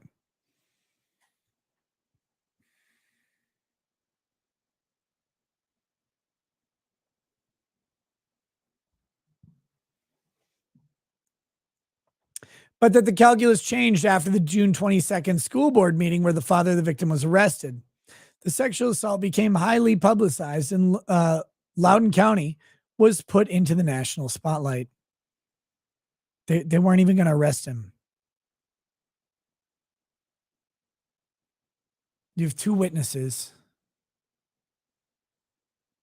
You have Discord messages. They weren't even going to arrest him. Why?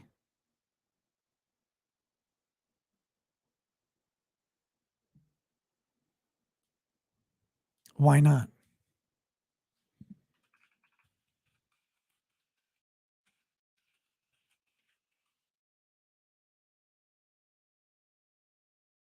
Other testimony and documents seem to support this narrative. School officials testified that multiple individuals from the sheriff's office told them that the sexual assault was an iffy case and a shaky case.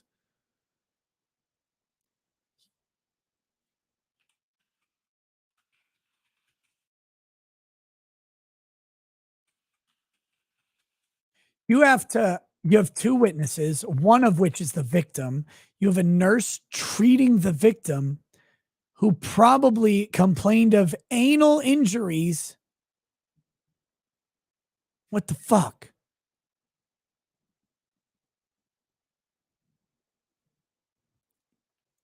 Additionally, after interviewing the victim on May 28th and the assailant on June 1st, the LCSO collected very little additional evidence prior to contacting juvenile intake of the court services unit on June 29th.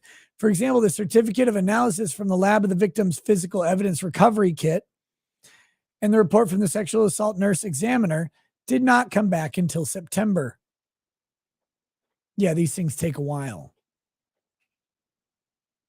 They take a while, of course. But those are for trial. G-Men MC, they did do a rape kit. They did two. The PERK is a rape kit, and the SANE report is a rape kit. But they take a while to come back. But those are for trial, not for arrest. You have probable cause for the arrest. You have a student with seemingly no interest in reporting an anal and oral rape that occurred. And again, you have a teaching assistant who saw it.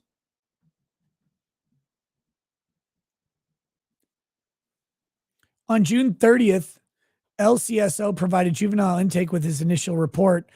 On July 1st, a detention order was authorized against the assailant for two charges. July 2nd, two petitions and a detention order were issued. On July 8th, the assailant surrendered himself, was taken into custody, and transferred to the juvenile detention center. For the next 14 days, the assailant spent 23 hours per day in lockdown. During this time period, his probation officer advised him to use this time wisely and think about how things need to change to never come back. Don't rape. It's that easy. Just don't rape. The probation officer also noted during this time frame the assailant has adjusted a little too easily to this experience and doesn't appear to have any real concerns at the moment.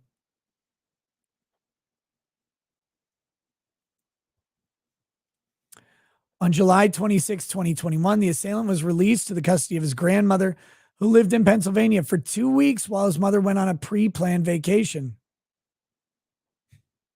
The release came pursuant to Virginia Code 16.1-277.1a, which requires the juvenile defendant who is detained to be tried within 21 days of his detention.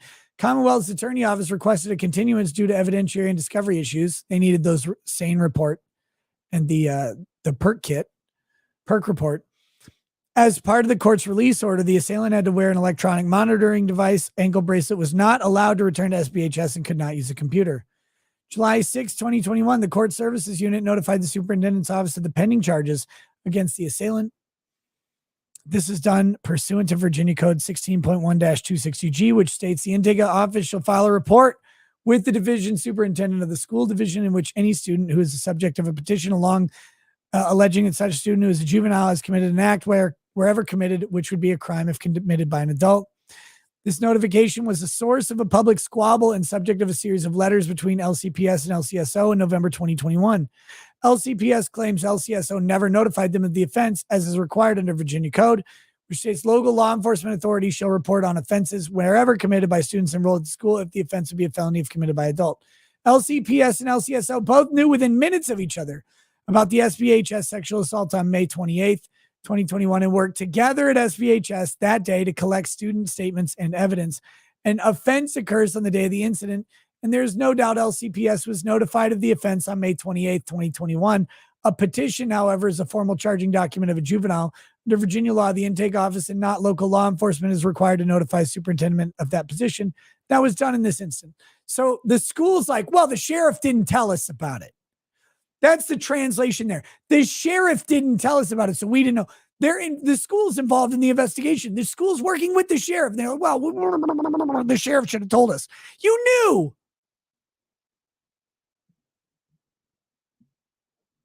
You knew. This is the problem with unions and government.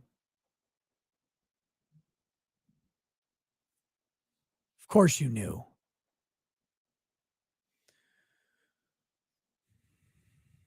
However, juvenile intake did not call the superintendent's office, email the superintendent's office, or send a copy of the notification through the mail. Instead, the process in place at the time was to send it via inter-office envelope that was picked up at the courthouse. Further, the envelope was addressed to David Spag, who is an LCPS employee but was not worked in the superintendent's office since 2014. As a result, it is unclear what happened to the envelope once it was picked up at the courthouse. No effort from juvenile intake to confirm receipt of the notification. Due to privacy concerns, the inter-office envelope method of identification from the court services unit to the superintendent's office had been the procedure for many years. During calendar year 2021, there were 39 school notifications sent, but it's unknown how many of those the superintendent's office ever saw. Because why would they? I bet the superintendent's office never told them that David Spag didn't work for them anymore. They don't want to receive the information. It's easier to not know. On December 7, 2021, the head of the court services unit met with the superintendent as chief of staff to discuss this procedure and clear up the notification process. Now we're on the transfer. The process of transferring the student from SBHS to BRHS in summer 2021 encapsulates the lack of communication between entities and general lack of curiosity by certain individuals that ultimately allowed the October 6th sexual assault to occur. Remember, we're just on the first one still. In the ensuing weeks after the assailant was released from custody, the court services unit learned information from the assailant's family that caused them to keep a tight eye on this kid. The assailant's grandmother, with whom he had spent 2 weeks after being released from custody, called the probation officer just, quote, to make sure he knew how bad things were. She also called the assailant a sociopath and said he does not care about consequences. Oh, so they're warned by people close to him that maybe it's worse. The mother of the assailant pleaded with the probation officer that she had been begging for help from the school for years, only to have them, quote, enable his manipulative capabilities by siding with him, trying to be the fair and neutral party, often discounting my approach and recommendations with respect to his reasoning and actions. Only after his actions escalated to concerning levels did they choose to listen and incorporate my input. Most recently, the SBHS principal and I had a conversation in his office after the May incident. After noting that I had tried all year to discuss my concerns and recommended approaches with multiple faculty and staff, did he say, now we are listening. I strongly encourage us not to wait until another escalation in events before buckling down, or else we'll be another statistic in the adult circuit instead of exploring the greater potential he holds. So the mom and the grandmother report this kid's a fucking monster. No one cares.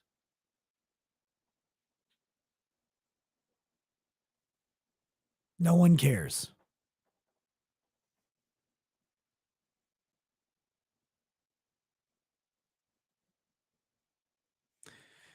In late July or early August 2021, the principal of SBHS called the principal of BRHS to alert him of an involuntary student transfer.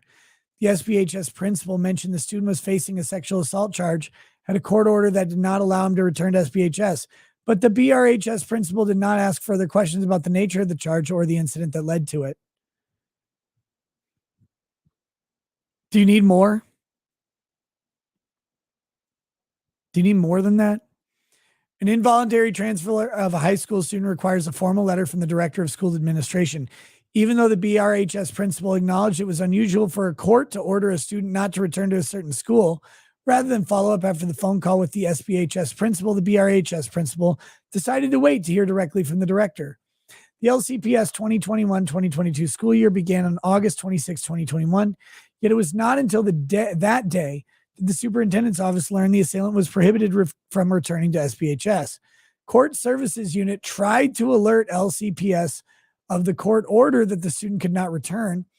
On August 24th, the probation officer reached out to an assistant principal at SBHS, alerting him the student could not return, made himself available to discuss a plan to ensure the individual could be an active student within LCPS.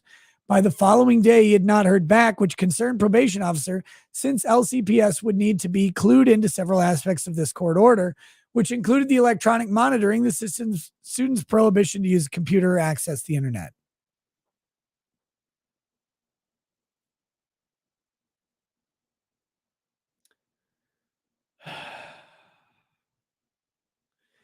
After talking with the assailant's mother, the director of school administration talked with the probation officer and on August 26th finally received a copy of the court order. This formally spurred the transfer process, with the director providing a letter officially placing the student at BRHS. Director of school administration spoke with BRHS principal and told him the student was being transferred and had some accompanying legal charges. It is unclear on what date the student started at BRHS, but it was sometime during the week of August 30th. It's got some legal charges coming, don't you know? Rape!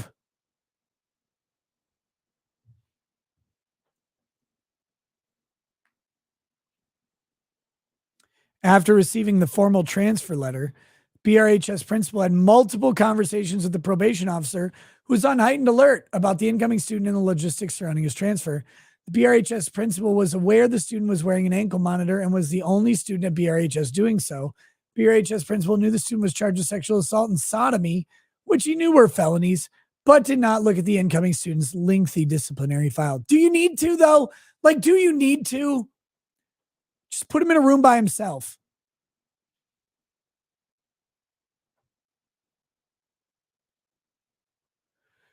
The RHS principal also set up a meeting with the incoming student, his mother, and an assistant principal. Principal said they were going to be check-ins with the student, that there would be some heightened, just sort of helping you with the transition, plus also monitoring. Assistant principal told us principal never told him the student was wearing an ankle monitor or had the pending sexual assault charges. Principal did, however, share that information with the SRO. Despite the court requirement that the assailant not return to SBHS, Commonwealth Attorney's Office did not reach out to LCPS about the requirement to ensure it had been followed. In addition, the Commonwealth Attorney's Office was unaware of the transfer until after the October 6th sexual assault. An individual from the office testified, "To be perfectly frank, when I was agreeing to release him and put in a condition that he was not to return to Stonebridge, it was my belief that the school would take some action because that just seems logical. He's on the radar, right?" Well, somebody would do something, you'd think.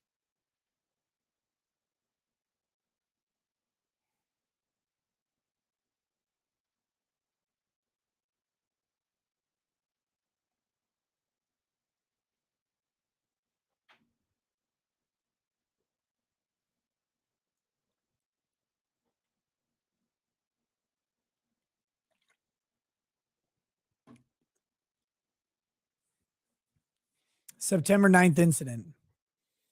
It is our considered judgment that the October 6th sexual assault at BRHS never should have occurred. Had any one of a number of individuals across a variety of entities spoken up or realized a serious problem was brewing regarding earlier incidents at BRHS, then the sexual assault most likely would not have occurred, but nobody did. Shortly after the school year began, Transfer student quickly began causing issues at BRHS. He enrolled in a graphic design class, but due to a court order, was unable to use a computer. His art teacher quickly recognized the untenable nature of the situation, the problems it created in the classroom, so she talked to the principal about it. Principal told her he was awaiting approval from a judge to be able to use a computer at school, but didn't share anything more. Art teacher didn't inquire further, noting she trusted that my administration is doing his job. Unions and bureaucracy. The administration's always right. They have plan. Always have plan. Soon after, the art teacher again spoke with the principal about the transfer student.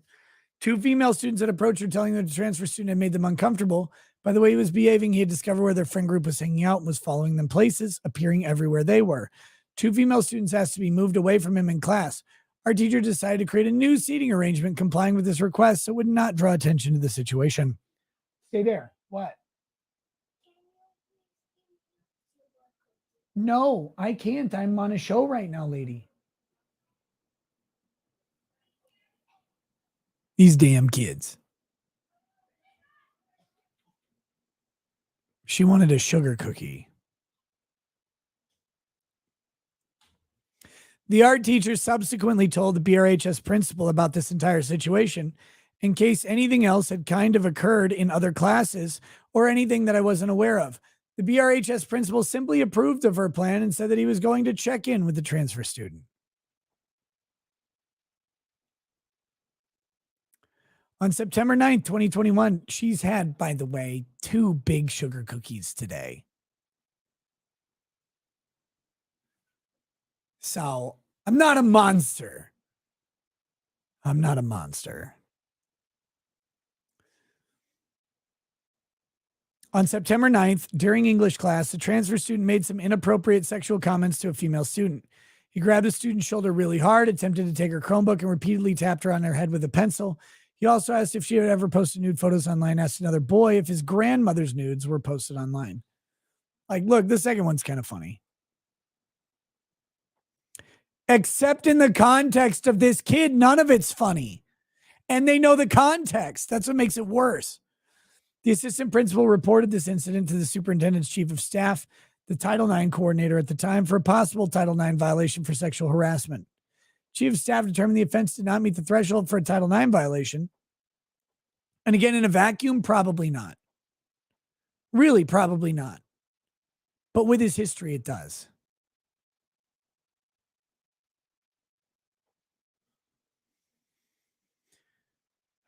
And that the school would investigate and adjudicate under the code of conduct.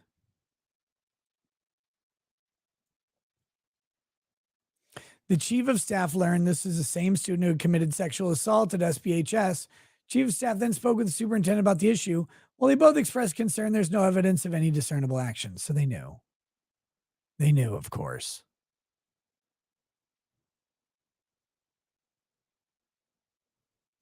The director of school administration was alarmed at learning of this incident and had a conversation about it with the deputy superintendent, who said, obviously, it was very upsetting.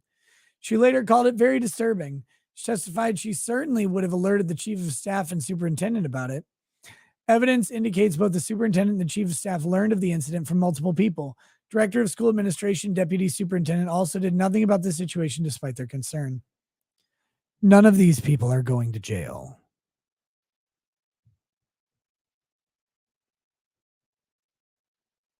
That's the true crime here. None of them are going to jail. Discipline for this incident therefore fell to the principal. He spoke about this incident with the probation officer, who was concerned about ongoing bizarre behaviors by the student, and shared his concerns with the BRHS principal about how the student would think this behavior is all right, especially in his current court or school situation. Jail. It's got to be a violation of his probation.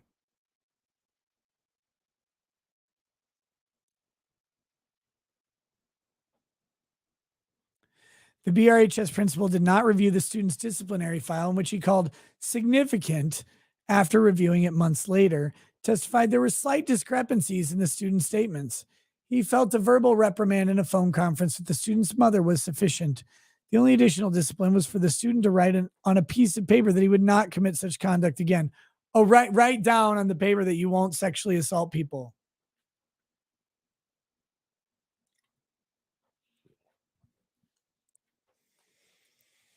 probation officer texted the Commonwealth Attorney's Office about this incident. Even though the deputy Commonwealth attorney testified he does not recall learning of the incident, other testimony indicates he had a conversation with the probation officer about it at the time. The BARHS SRO learned of the incident in the following week when the assistant principal told him about it. In addition, the LCSO detective investigating the SBHS sexual assault, who learned about this September 9th incident from the student's probation officer, called to inform the SRO of the sexual harassment. SRO wrote up a formal report and submitted it through the normal process. The most senior individuals in LCPS knew about the incident and knew it was the same person who committed the May 28, 2021 sexual assault. Multiple people in LCSO were aware of this incident around the time it occurred and knew it was the same person who had committed the May 28th sexual assault. The deputy Commonwealth's attorney prosecuting the May 28th case knew of the incident, and the probation officer who had been communicating with the student and his family nearly daily for over a month knew of the incident. Not a single person with knowledge of the student's history or of this current action stepped in to do anything. Instead, discipline was left to the principal, who did nothing more than issue a verbal reprimand.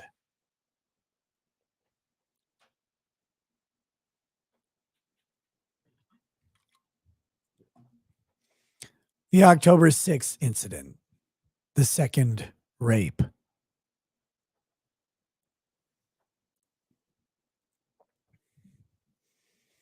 On October 5th, 2021, the assailant sent a cryptic message to a female student on her school computer. The cryptic message was not seen until 2 days later. Shortly after the cryptic message was sent, the assailant followed the female student and her friend in the hallway. The girls began running down a hallway away from the assailant and into a female restroom to get away from him. The assailant sat outside the restroom waiting for them. The girls eventually exited the restroom and ran in the other direction from where the assailant was sitting.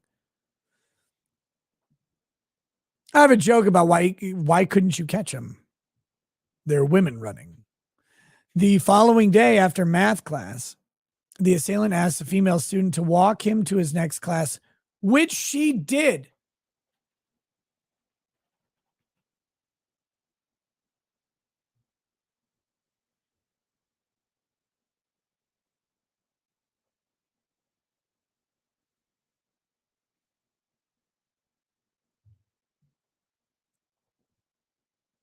Okay, though.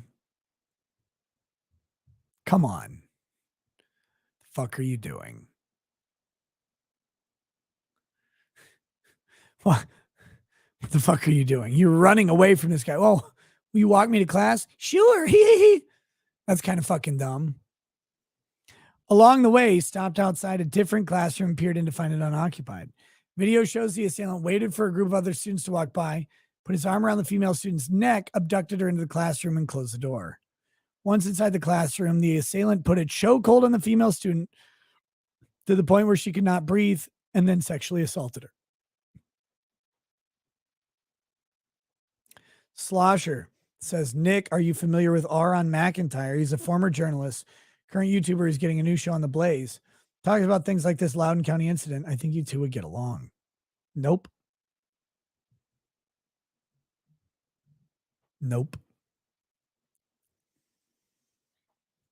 Upon leaving the classroom, the female student went to the restroom where she met a friend and told her what happened.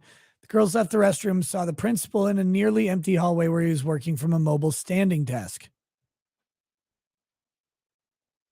Instead of telling him what had just happened, they adjusted their masks above their noses and kept walking. They subsequently went to the main office where they reported the incident to the special resources officer. And that makes sense. Like a lot of times, at least in my high school, everybody knew the resource officer, like fake cop who was there. Like everybody knew her. Her name was Vicky. The kids had a good relationship with Vicky. Later that day, juvenile intake issued a detention order and 2 petitions for abduction and sexual battery. Unclear why the more serious charge of abduction with the intent to defile was not considered. The assailant was taken into custody that afternoon, where he was remained ever since. Victim had spent her freshman year of high school remotely, so 2021-2022 school year was her first real experience with high school.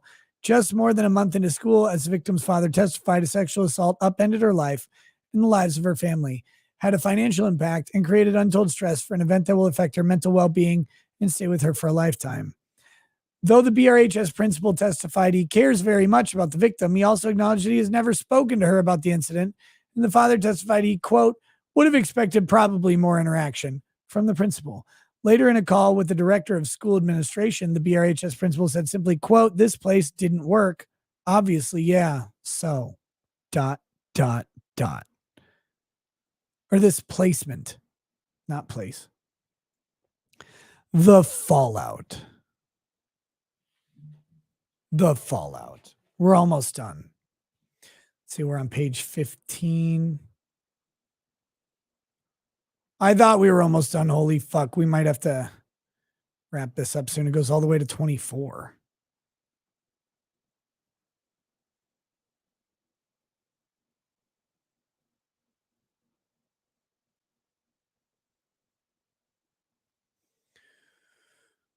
Ten more pages. Holy shit. Restless medic. To your point, Nick, about the amount of crimes that happen in high school that go unpunished. I was choked unconsciousness in a class one time. Woke up to the paramedics over me. The kid that did it, absolutely nothing happened to him. Oh, dude. Tons of guys will know. Tons of guys will know about the crimes committed against them that would never go punished. They're just kids. Just kids. Sure. Just kids.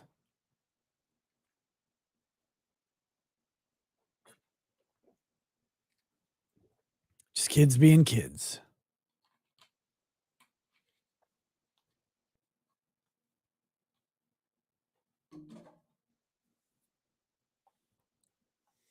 The fallout.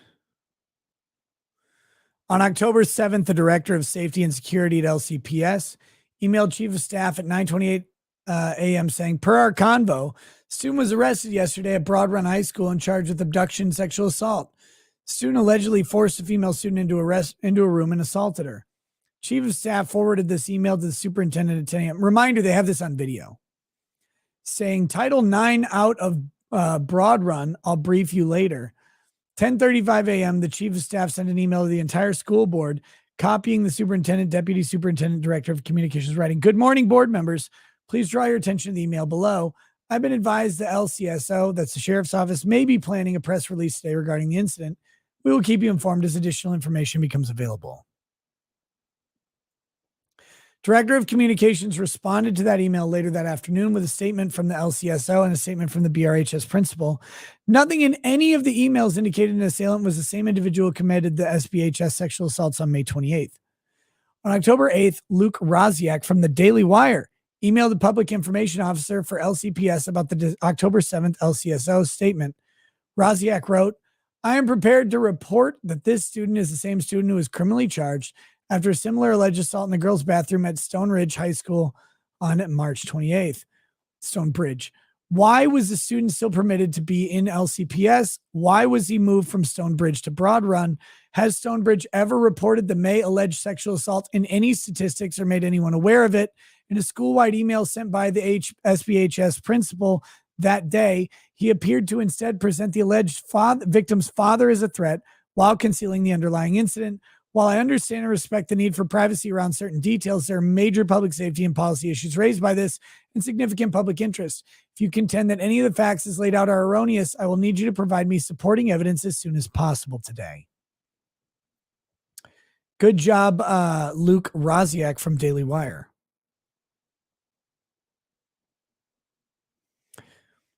Ian Leslie says, willful ignorance equals constructive knowledge. Yep. Public Information Officer forwarded the email to the Director of Communications, Director of High School Education, Chief of Schools, and Deputy Superintendent. Are you noticing the administrative bloat involved in this? All of these people, all of them, too many people involved in the school. So not only are there too many people involved in the school, but you've also got this other problem. There's too many people involved in the fucking school. Bureaucracy is crazy. But the reason you would have this is hopefully somebody somewhere would say anything. And none of them said anything. Adam Trapp says in 8th grade, a girl kept spraying me with perfume I was allergic to. I told the principals, the teachers, and special resource officer nothing. Swung my backpack at her, finally broke the bottle. I got 7 days in school suspension and had to pay for the bottle. Insanity. Insanity. Fucking insanity. Public information officer. Oh, yeah. The director of communications responded to the public information officer saying, FYI, I have worked with division counsel and will handle no further action. Enjoy your day. She followed up minutes later to the group's email stating, team, take no action. I've got this. Thanks. We do not have any evidence that she or any other LCPS employee informed anybody on the school board of the impending article. 3 days later, on October 11th, the Daily Wire published an article saying that the SBHS assailant and BRHS assailant was the same individual. It took the Daily Wire reporting it. Each school board member stated they first learned about this connection from press reports, not from any LCPS employee. Their reactions, irrespective of political ideology, were universally negative.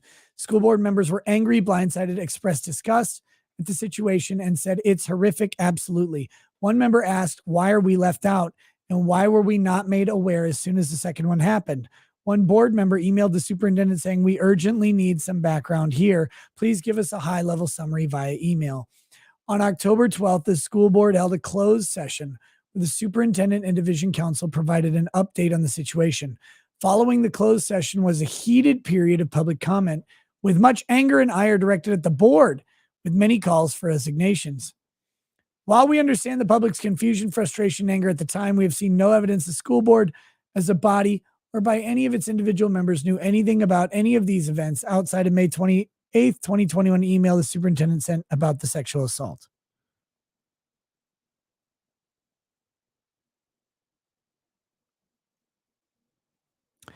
On October 15th, the superintendent held a press conference outside the school administration building. He read a prepared statement and did not take any questions. The statement, written with input from Donovan Group, a school district communication, marketing, and public relations firm, contained numerous critical inaccuracies. They hired a PR firm.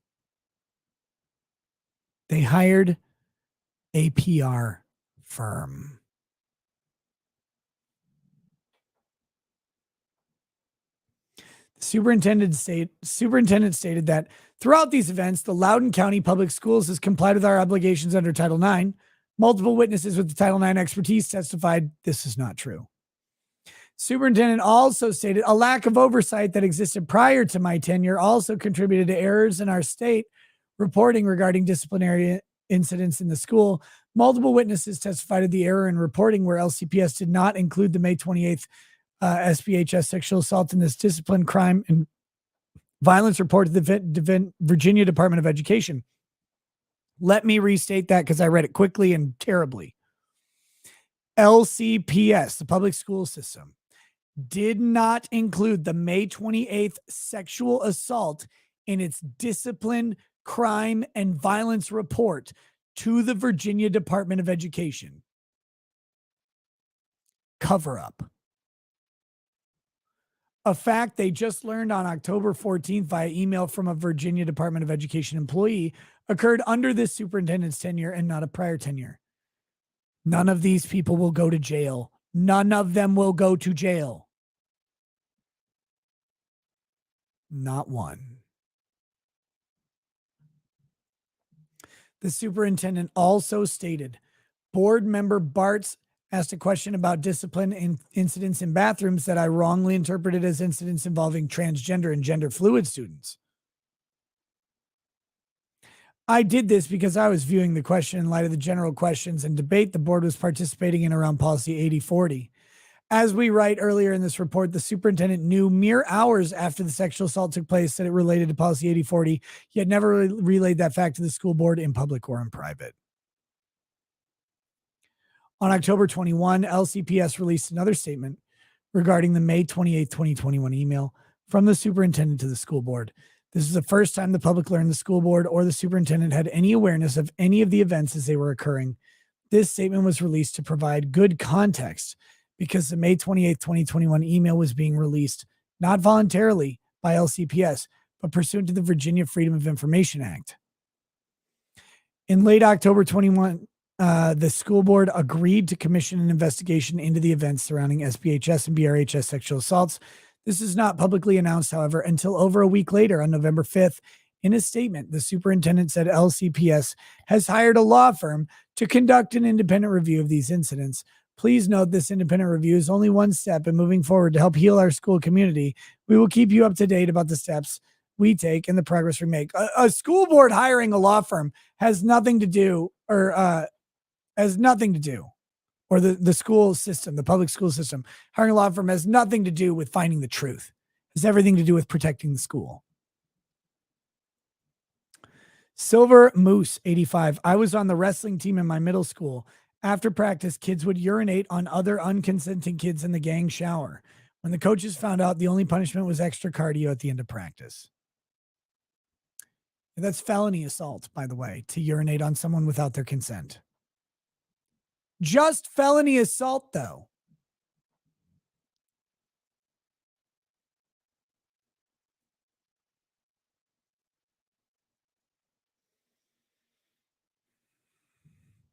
Although the statement did not state the independent review would be released publicly, many witnesses, including several board members and senior LCPS administrators, testified they assumed the report would be made public, albeit with necessary redactions to protect privacy interests. One school board member acknowledged, as a parent, I would have wanted to read the report. Many board members were surprised to learn the report was subject to the attorney-client privilege. Based on the testimony presented to us, we believe the school board members were unaware this report would not be made public at the time they agreed to conduct the outside investigation. Several board members testified they were given only half an hour to read the independent review and ask questions about it. Despite having asked for the review in the first place, they were handed out numbered copies of it and required to return it upon leaving the room. January 14th, 2022, LCSB issued a public statement stating that the report would not be released, listing the attorney-client privilege as the third and least important reason for keeping it private. The statement also noted several changes and updates to LCPS policies and procedures. We're concerned at the lack of interest by senior LCPS officials regarding the contents of the report. Several changes were apparently implemented due to the independent review, yet no senior LCPS official, when testifying, questioned why any of these changes were taking place or whether they were even necessary. Few, if any, senior LCPS officials had any interest in what the independent review concluded. Notably, the deputy superintendent who oversees student discipline and student instruction testified she had no interest in reading it. We attribute this lack of curiosity and attachment to staying in their silos, to a culture of fear permeating LCPS, culture where anybody speaking up or daring to step out of place faces some type of reprimand. We believe this culture of fear is inhibiting LCPS from becoming an even better school system than it is today. What are they afraid of? What culture of fear? What fear? Why? What could they possibly be afraid of, right? You know what it is, of course. Of course they had a culture of fear. You can't talk about trans activism. You can't talk about trans issues. You can't talk about trans people. You can't talk about women. You can't talk about minorities. If it doesn't involve a cis white male, you can't discuss it.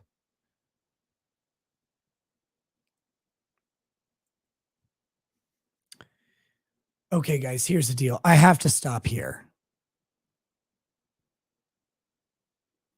I'll read the super chats, the Rumble rants, the locals chats, but I have to stop reading the document now because I have to get, I have to rest my voice a little bit before DUI Guys show, which starts in 2 hours.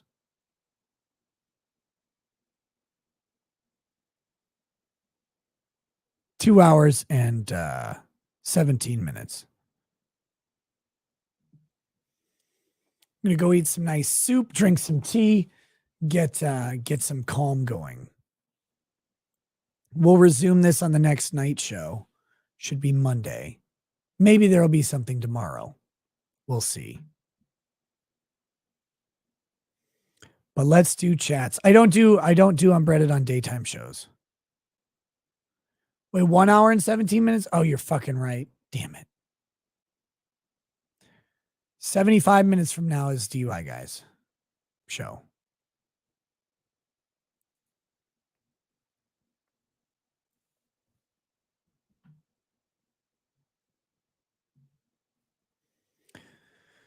This has been absolutely infuriating to read. I hope it's been infuriating to listen to for you guys. All right, we're going to start with Rumble rants. We'll move to locals chats, and then we'll move to YouTube chats.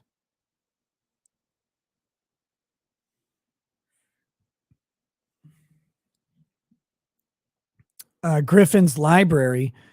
Rumor is that griffinslibrary.locals.com is now open for business. Home of the Realms of Jamar, a non-woke setting over 25 years in the making. Nick, still want to do a show with you? Hit me up. Rage LB, I hope pedophiles and their supporters are who we test Neuralink on. PWH, don't forget the FBI and other feds were called in to investigate the parents as domestic terrorists by the National School Board Association. Yep.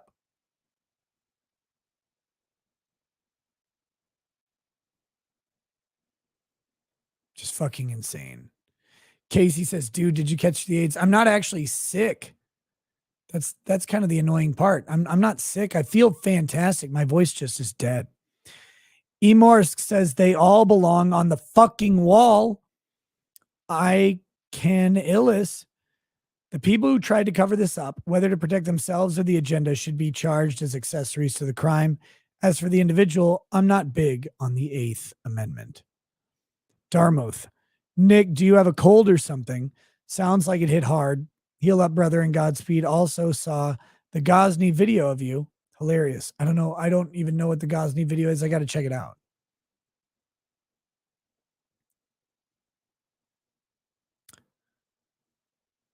Jeff Hayes, Rip Master Sergeant Robert Weber Jr. is a Rumble fan of yours. Oh, damn. R.I.P. to him. I think I got a message about that on Twitter or something. I'll probably toast him on the next stream. CatRux88, as the lead attorney would say, he's a dud. Darmouth, I heard honey is good for a sore throat. Sounds like also tea from Dragon's Treasure helps with that too. I'm going to drink tea. I hate honey. Don't like it. It's sticky and weird. It's like bee cum. Facts Matter says, don't forget this very case was the basis for DOJ to try and label we the parents domestic terrorists. Yep. Again, crazy. Fucking crazy. Unbreton, sounds like you need a hot toddy. Cures everything, even pleasuring yourself in your sleep. Ooh, thank you. Cryptoki. Hi, Nick. Thanks for explaining siloing. I work as a cybersecurity guy for a company we call Macro Hard, and we, like every company, have a policy that everything must be classified low, medium, high impact. Based on what criteria? On dollar thresholds that finance division holds secret. So now I can't do my job effectively because I have no context of how much security is good enough. Yep. Matt F79 says, just saying, don't skimp on the homeowner model, go industrial. And it's a picture of a wood chipper. Julian Delfici, Ricada Law, soccer is about as lame as bitch ass olives. I hate olives. I like soccer. Fuck the haters. I like World Cup, to be fair. Like I don't watch any sports regularly, but I like to watch World Cup. XGS Wood says peppermint tea with honey and lemon. Well, the peppermint tea, but the rest of it, no. Drew over on YouTube. So Republicans have House for 2 years at least. Make Russia a deal. No additional military or money for Ukraine for next 2 years in exchange for all U.S. prisoners. Maybe, but you need the advice and consent of the Senate for a treaty like that. And the Republicans just lost Georgia. So 51 Dem Senate. Not even a tie anymore. Nawi says, you should check out this video. It is right on topic. Though this trans couple had a kid less than 3 minutes, called Just Leave the Kids Out of It by Samson. Misty says my super chats are not going through for some reason. I don't know, like on locals or somewhere else. I'm not sure. Johnny K198, we don't have a problem with how many people are in prison. We have a problem with who isn't in prison. I think we have a problem with who's in prison too, frankly. There's some people who shouldn't be there. Brimstone says they were probably hoping the monster would shoot up the school to justify gun control. All right, Misty, send me a message about it or local support. Jensen Zeiger, I want to be a father one day and this shit terrifies me. Homeschool your kids.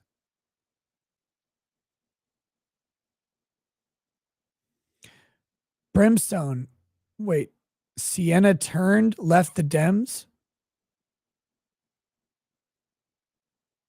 Oh, whatever. Brimstone, do school administrators have any kind of qualified or absolute immunity? Yeah. Can the governor send state troopers to arrest all those involved in covering up a crime? No, they have tons of immunity. They're still government agents. Bailey, check your local Costco. I picked up this year's Whistle Pig Boss Hog 9 for $5.20. We checked online retailers yesterday. They were selling them for $713.50. Now just need a really special occasion, crack it open and share it. Most expensive bottle bought by a mile. I just got one, but I'll check my Costco for another one. Oh, Kirsten Cinema turned independent. Okay. But is she still caucus with Dems?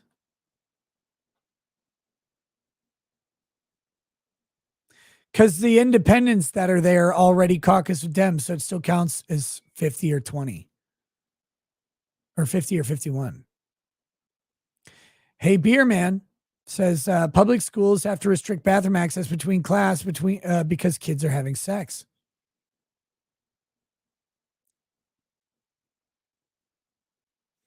Wrestler Town, my mother's gym teacher was a lesbian also.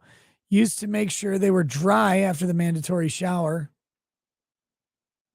Gross.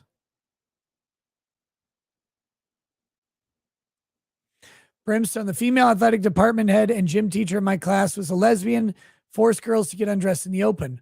My mom was a teacher, flipped shit when the dyke made my sister change in front of her. And then Brimstone says, trans are self-defeating problem. I mean, self-correcting. Also says, Nick's doing the entire stream impersonating Jason Mewes. I don't know who that is. And then finally, oh shit.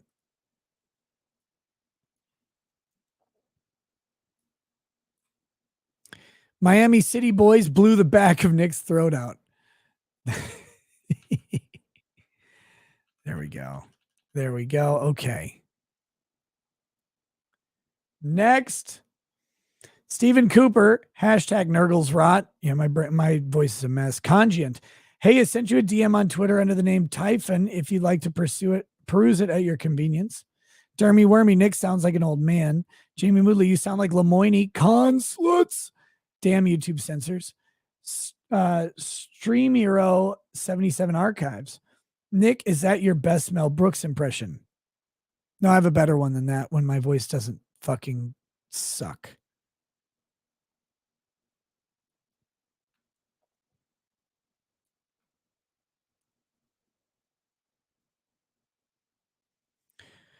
Maromi, I'm celebrating my +1, but you sound +20.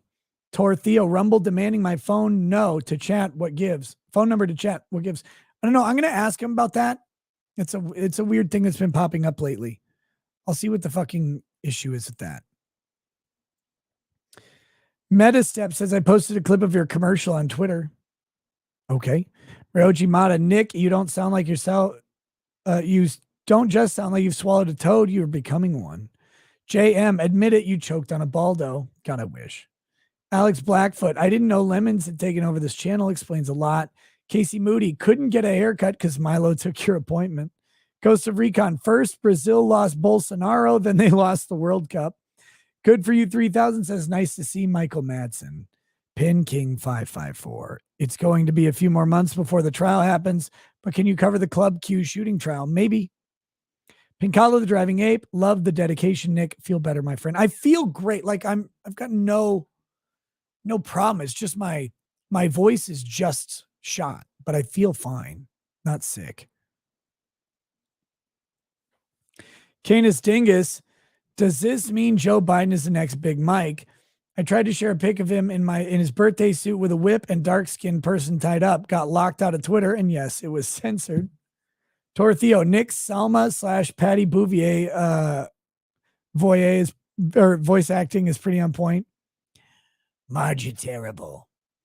Sir Rickard James is Ryan the editor, more like Ryan the breaditor. You got to do the finger guns when you say it.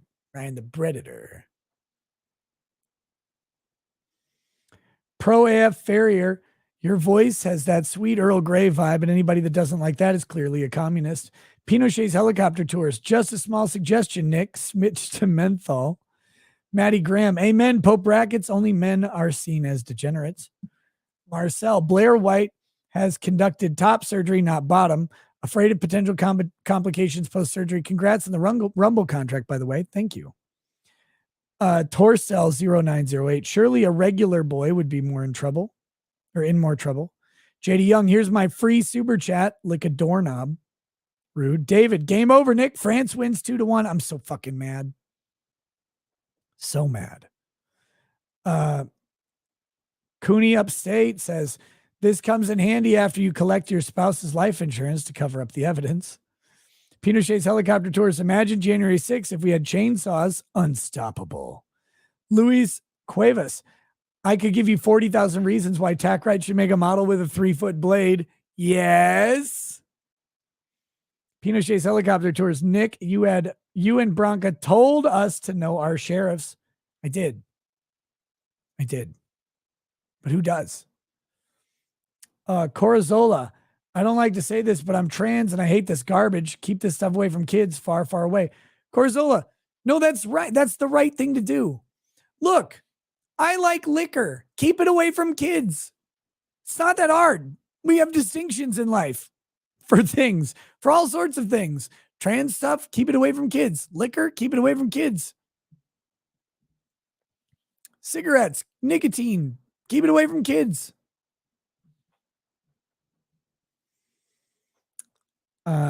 Just Laura, welcome to Paralegal Status. Pinochet's helicopter tours. Nick, it true that communists are not covered in the 1964 Civil Rights Act? Sort of, except I know you're making a joke, but there was a thing that accepted not accepted, EXCEPTED, communists from like speech protections and stuff. They got put back in later through the courts.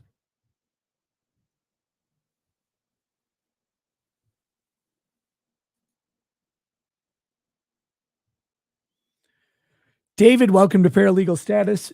Me, 04120 says the other kid deserved nothing short of getting Gary Ploush by the father.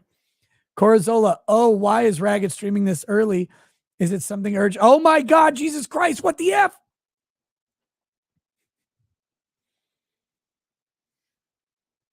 Kyle K, forceful Saddam is a kink Iraq was into.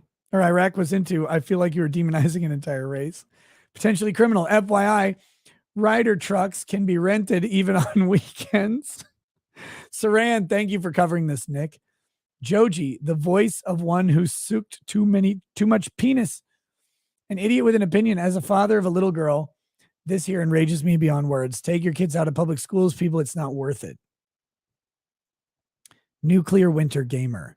While I just came into the stream with Nick silently staring into the distance. IWD. Teas are like the Magog from Andromeda. They're incapable of gratification, but through pain and can only reproduce via grape. Pinochet's helicopter tours. I could see someone associating liberals as your people, Nick, because you foolishly value justice over vengeance, pretending the other side does too. Manders 13. I graduated from Broad Run in 1994. This happened more than once, even then in a specific bathroom near the gym. BK, if this pisses you off, please look at how much covering up goes on in the military. TLDR, my dad was a pedo rapist. My dad was a pedo rapist who got caught and unlimited access to his kids. We all got raped, covered up. Holy fuck. John, I'm sorry that happened to you, brother. Johnny Zodiac, when I was five, a 15-year-old girl sexually assaulted me in my public school, joint primary high school. They tried to expel me for kicking and punching her while trying to get away. I'm a dude. I think you mean 15. While I was 15, a 15-year-old girl. Damn. Rogue, to the wall in Minecraft for everyone involved. Enraged Diaz, while the hatred for smut always existed since humanity first started. It's not smut's fault for an idiot being an idiot. You must be talking to I don't know who you're talking to.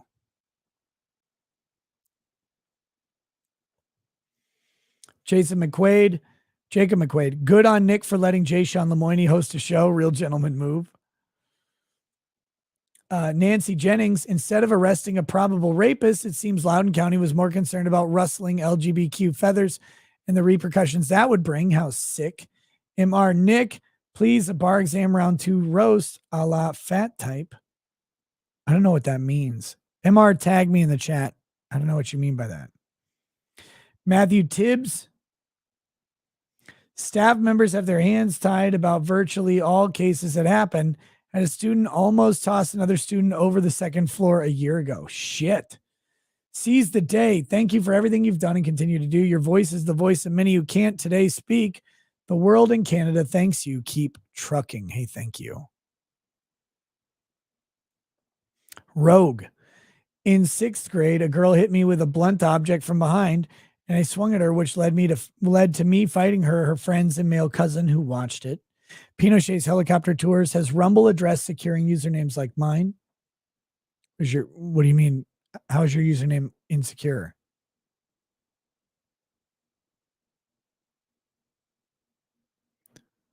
Wait, did you literally mean 5 years old, not 15? So a 5-year-old versus a 15-year-old? That's really young. 5 is really young. No, Ryan, the editor, you sound awful. Fuck you. What the hell? What kind of insubordination is this?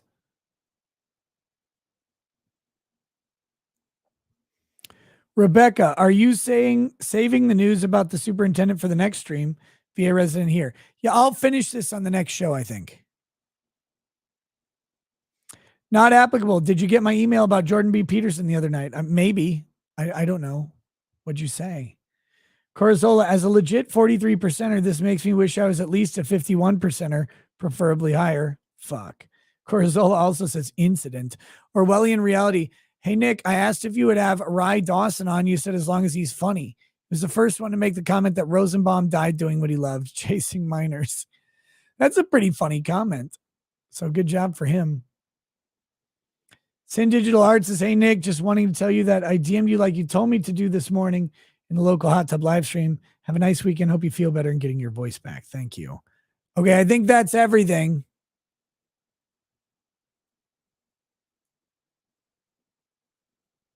Yeah, that's everything. All right, guys, I'm going to wrap up the show for now so I can get ready for DUI Guys show, rest my voice, eat some soup and some fucking tea. Thank you so much. Remember that this show and every other show is brought to you by recadalaw.locals.com. Join the best chat on the internet. Good commentary, a chat that goes 24/7. When the stream's over, it keeps going. Before the stream starts, it keeps going. It's always there. $5 a month to participate in that. Plus, you get a bunch of content, and there's a bunch of exclusive content on the way for 2023 and some other perks as well. Look, I tend to get banned off of shit. If you want to know where I'm streaming and when I'm streaming and always get a notification for it, recadalaw.locals.com. It's the best place to do it. Go check it out. And if you're there, fucking subscribe. Think about it. If you're a super chatter who's not on locals, like if you send a super chat once a month and you're not on locals, my God, just join locals instead. Even if the super chat's $500, join locals for $5 a pop. Do that instead. It'd be great. You'll enjoy it. It's a good time. And a whole shitload's coming. 2023 is going to be a big year. So we'll see you guys there. Hope you guys have a good day. Talk to you. Make sure you watch the DUI Guy stream. I'll be sending a link on locals with a fresh new live chat so you can chat with me in my community during DUI Guy stream. Make fun of me. Have me make fun of him during the show or whatever. It'll be a good time. That's all going to happen over on Locals, recadalaw.locals.com. I'll see you guys there. Have a good night. Peace. Peace.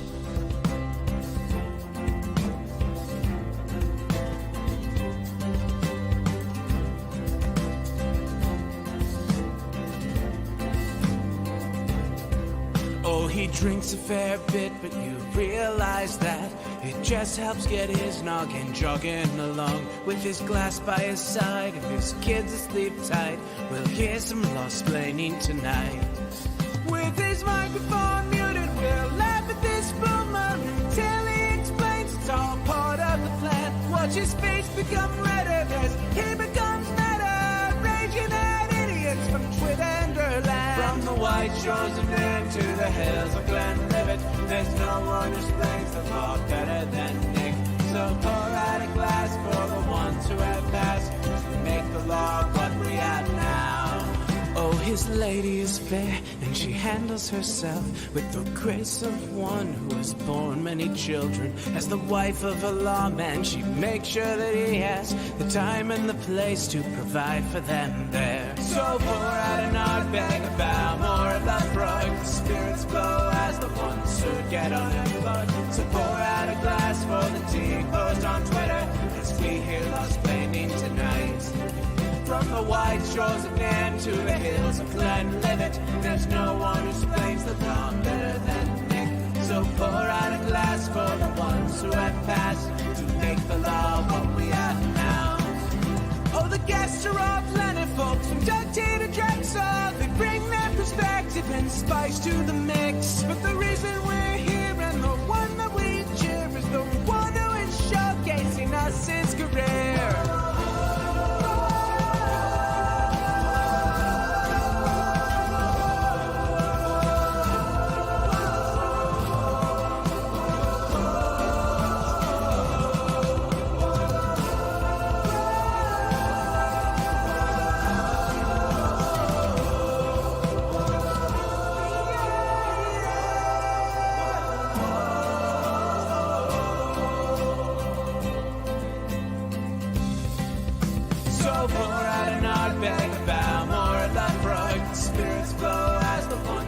Get unemployed. So pour out a glass for the tea post on Twitter as we hear lost-plaining tonight.